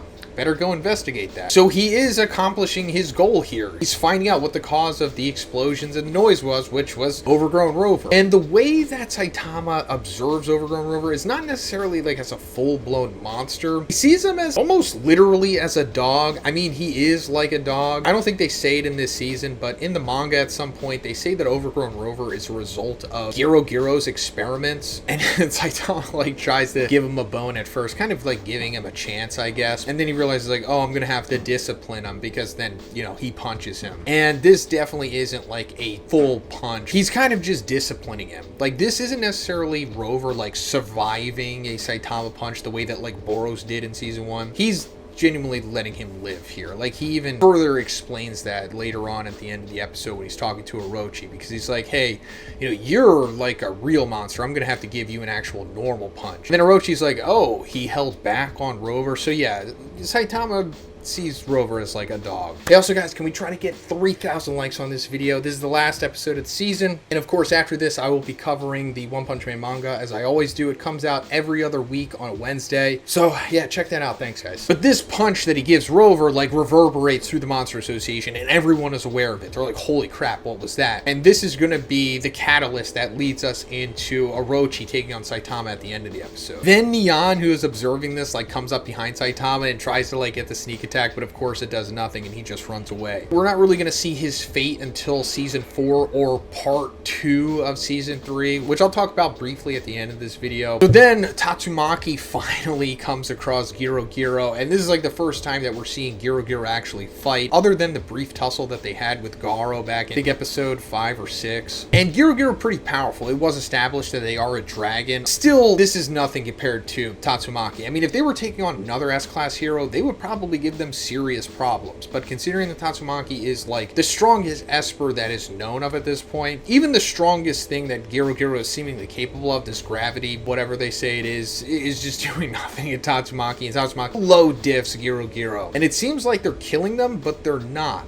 They're still just kind of alive as like that stump. But as for what's happening with Giro here, well, we're gonna have to wait for season 3 part 2. So now we're coming to the big final battle of the season, Saitama versus Orochi. We all knew it was coming to this, and Orochi also realizes that like, oh, this is the ghost of Z City, because that was like a thing that was brought up in season 1. Saitama was just so powerful and doing such unbelievable things that the people of the One Punch Man world, or more so I guess the Monster Association, equated to whatever that could have been as like the ghost of Z City, maybe even like a monster. And he also realizes like, oh, oh, he must be the one that killed Goketsu and Elder Centipede. So he's excited to face Saitama for the challenge, but also because he says that he's going to use him as the sacrifice to resurrect himself, because he's prophesized as like a god who's supposed to be resurrected. And unfortunately, that's as far as this goes. In the manga, this is expanded upon so much more because it's a part of like the bigger, greater lore of One Punch Man and what leads into the end game of the series, which we're not close to yet. They could only do so much with the time that they had in this sequence, I guess, so they crammed in as much as they could. But if you truly are a casual and you're just watching the anime, you're probably going to be confused or left just wanting so much more. But I'll get more into that once we come to the mural at the end of the episode. So we get into the actual fight here, and Orochi is ridiculously powerful. Like we talked about before, he is probably on that same tier of power as Boros was from season 1.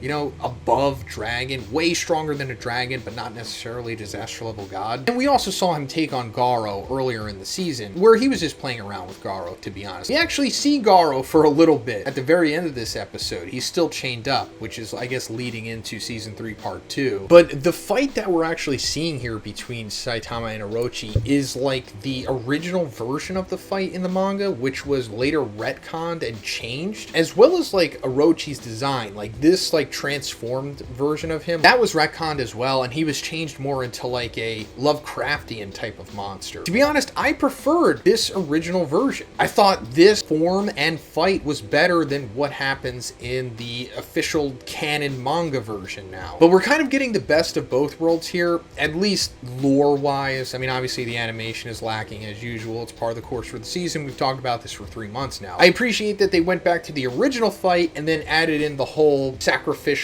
god resurrection lore to it. And yeah, Orochi is unbelievably powerful. Like, he's doing some of the most powerful, crazy stuff we've ever seen in the series, other than Boros in season 1. Like, no one else has come close to him besides Boros. And if you're wondering like who's stronger between the two, I mean, it's pretty evident that Boros is stronger than Orochi, but if there's like a solid number 2 to Boros, it's Orochi for sure. And we know that definitively because Saitama winds up defeating him with one single normal punch. Because, you know, as we saw in season 1, Boros took many punches from Saitama. It ultimately came down to a serious punch taking him out. So like, if this was any other hero, they would have an extremely hard time against Orochi, if not just get killed by him. I mean, I think that's fair to say. It seems like maybe Tatsumaki would only really have a chance to be competitive against him at this point. You know, other than Blast, who we haven't seen yet, and Metal Knight, which we don't fully understand his arsenal yet. But yeah, he's certainly at the very top of the power scale for sure. But now that he's been defeated, we see like his head falling down to the bottom of the Monster Association, and as it's falling down there, we see like these steps leading up to this mural. And I wish we would have gotten a closer look at this mural, but I'll just put the picture here. This is what it looks like in the manga. So we just see these like hieroglyphics, kind of implying that this is very old, of course, of all of these people giving like these offerings to a monster that looks like Orochi. And hilariously, this is what the manga's, you know, new canon version of Orochi looks like. They didn't even change it in the anime. They just copy and pasted it from the manga. But it implies that like, oh, they're all giving these sacrifices to resurrect this old ancient god in the form of Orochi. But once the mural is fully revealed, we see like this bigger humanoid type being standing above him, and this is God, the character that we were introduced to in the previous episode that Homeless Emperor said gave him his powers. Like I talked about in the previous breakdown, this guy is the final boss of the series. Like, this is what everything is headed toward. He's essentially like the equivalent of Satan. He's like a cosmic Satan. I can't really get too much more into it because then it would be serious spoilers, but I'll make another video dedicated to God maybe in the next 2 weeks. I'm traveling for the holidays at this point, and it's really hard for me to make like better videos than this with the current setup that I have. I mean, as you can see. But the long and the short of it is that this mural is not depicting these offerings going to Orochi. It's depicting that these offerings, along